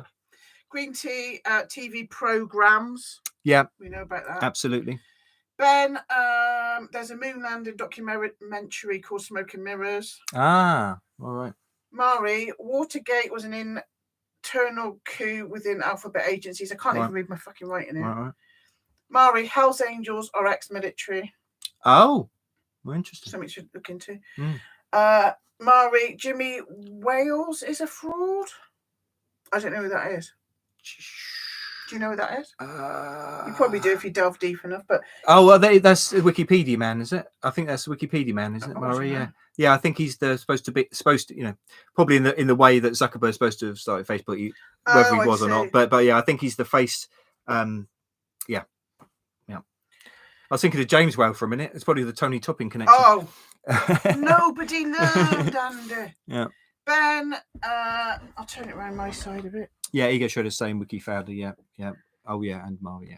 Neil Sanders used to be good before he became a skepper. We totally agree. Yeah, we've got some of his books around the back there. Yeah, we've got that. I didn't quite agree with his Manson book where he was blaming it all on the mafia, though. Well, no, that is interesting because this is I mean, we agree. We've got when he talks about mind control and we've got. Is it your thoughts are not your own? Yeah.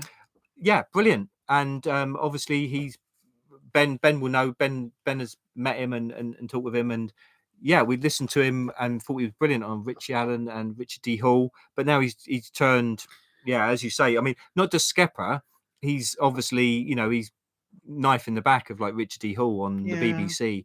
But maybe the signs were there because you're right, because he did a Manson book not long before this change, and he was like, because obviously his thing was mind control.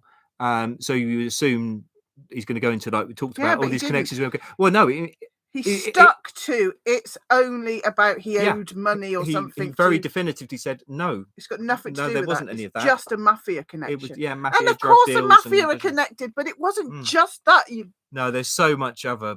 There's so anyway. He was trying to go where he thought his bread was buttered, right? And I don't think it was buttered on that side. I think they used him and then threw him away. Moving on. Probably. Moving on. Yeah. Mari reckons that George Hill's son said that he did it as well. Oh yes, thank you for saying that, because I was going to mention that and forgot. But yes, his son, very vocal and written a book. I think Black Dahlia Avenger he called it. But yes, he was or at least a policeman. Oh really? Yeah, a detective, I think. But anyway, definitely in the police. His son. But yeah, he's convinced that his dad did it. And Green Tea said she wonders if that child is still alive, and the DNA would be interesting. The child of the daughter of Hill. Hodel? Yeah, the incest one. Oh yeah. I'm not sure if that baby was ever born. I don't know. They said that she was that she claimed she was impregnated, but I'm God knows what happened to her. I'm thinking maybe that the baby didn't actually. What, abortion? Yeah, but I don't know for sure. I'm sorry. I'm. Linda said she had no idea of some of these. Thanks, Mark. I think Linda's gone now. Bless her. Yeah. Welcome. She was saying the dark's hiding in plain sight. Hugo said, "Thank you for the education." Thank you, Hugo, for listening. Ego said, "Just made me think of," because we started talking about doctors, didn't we? And just made me think of the video of the 80s song Dr. Beat by Miami Sound Machine, Gloria Estefan, because that's set in a hospital and there's lots of dancing nurses. Right. Yeah, very interesting. All these, like you say, predictive programming. And so often, I suppose it does work two ways, because 100%, as we know from film, videos, TV, these images go out and then these things are replicated in the real world.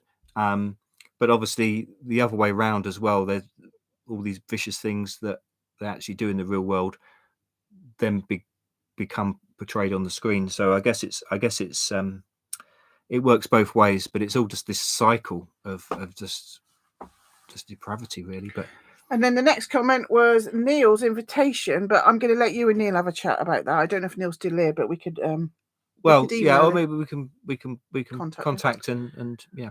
There was a conversation which me and you have had. Oh, I've gone anyway. Taylor Swift. There's things out there. I've seen it as well, DJ, about Taylor Swift being a clone or being some kind of something to do with Anton LaVey's daughter. There's all these videos of photos of her looking like Anton LaVey's daughter, and there's also videos of her showing Taylor Swift looks like she's got an Adam's apple.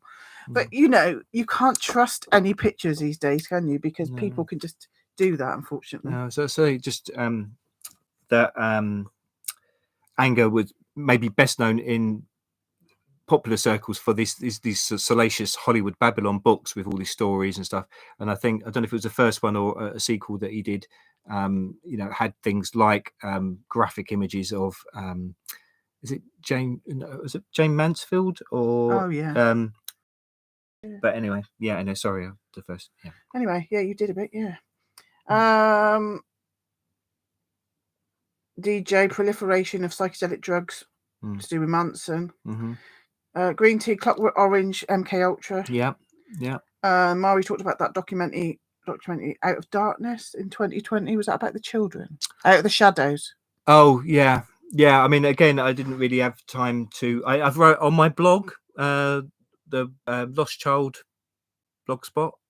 We got links to that place, isn't we? I haven't written anything for a long time on there, but well, when I went on the Richie Allen to it was following that blog, but I was sort of following on from Stranger Things, but then I talked about I was sort of making the comment, really. I mean, Stranger Things, it's set in the 80s, and it references the classic 80s films like E.T. and stuff like that. But I was saying around a lot of films around that time, because obviously Corey Feldman came out and saying about the paedophilic abuse when he was a child star, and his friend Corey Haim, who then committed suicide. I can't watch that. We sit and watch all the Christmas films. I can't watch that bloody one with that bloody blonde kid in it at Christmas. Culkin, I cannot watch that because I know what he was going through whilst he was bloody doing those films. I can't actually watch it. But yeah, it's very very, very, very prevalent, and people get away with it. I mean, there was in that documentary, there was there'd been one or two people involved with Nickelodeon, which is again to do with massive Disney, but their child programs. But someone was convicted of paedophilia or images, and then they ended up coming back out of prison and actually going back to work for Nickelodeon. I mean, it just can't. How can anyone? Mari, Kinsey records are basically locked from public. It was to engineer the psychosis we have now that is in the zeitgeist. Yeah. Ben asked if we'd ever seen Eraserhead. Yes, that is 2 hours I'll never get back. I keep calling it Eraserhead, don't I? Yeah. Mari, Mark's talk is great. You've got a lot of good comments. Thank you. Thank you all. Thank you very much. Yeah, and that's it. Well, there's been loads since then, but I haven't been writing them down because I just got a bit involved with the whole thing. Dear, right. God, this is an absolute record, isn't it? 3 hours, 22 minutes. Yeah, oh blimey. Oh blimey. Oh blimey, everyone's everyone learned, Andy. So we'll call it a day. Have a little look. Fascinating. Lots of nice things. Yeah. All right, thanks all for listening guys, to my and depressing talk. It was depressing. Yeah, what are you going to do about next week, Mark? Oh, I never know that yet. He doesn't know. I've just pulls it out of his arse and then it's amazing. I just got through this one. Don't think about next week. Yeah. Well, you're going to have to because you've only got I know, 3 but days. It comes around so quickly. Yeah. Guys, thanks. We love you all, and I don't know if Neil's still in there, but you're going to have to. Well, I think maybe we'll communicate. We've got ways of communicating, haven't we? Have we? Yeah. Well, Ben's Like got a detail. Psychic ways. And Chris, is that what you mean? No. Well, Ben's got contact details, and he's friends with Neil. So yeah, maybe but we can always leave something on his thing. He always replies. Oh yeah, we can do that. We will make it. That'd be great. All right, guys. Thank you for sticking with us. Thank you. We really appreciate you. You don't even know it's absolutely ridiculous that you stay and listen to this nonsense for 3 hours. It's just ridiculous. Have a little word with yourselves and come back next week. Cheers, everybody. Right, we got to do Thanks, the thing. Hold on, we got to do the thing. Oh yeah, what should we do this time? Oh Christ! I've realised we've got to really squish it in small. No. Not the salt lamp, but we've got to squish it in small to make it into the picture. So something, what can we get? We were going to get something for last year, weren't we? Oh, let's just me and you in your head. Put your head by my head. Put your head by my head. Hold on.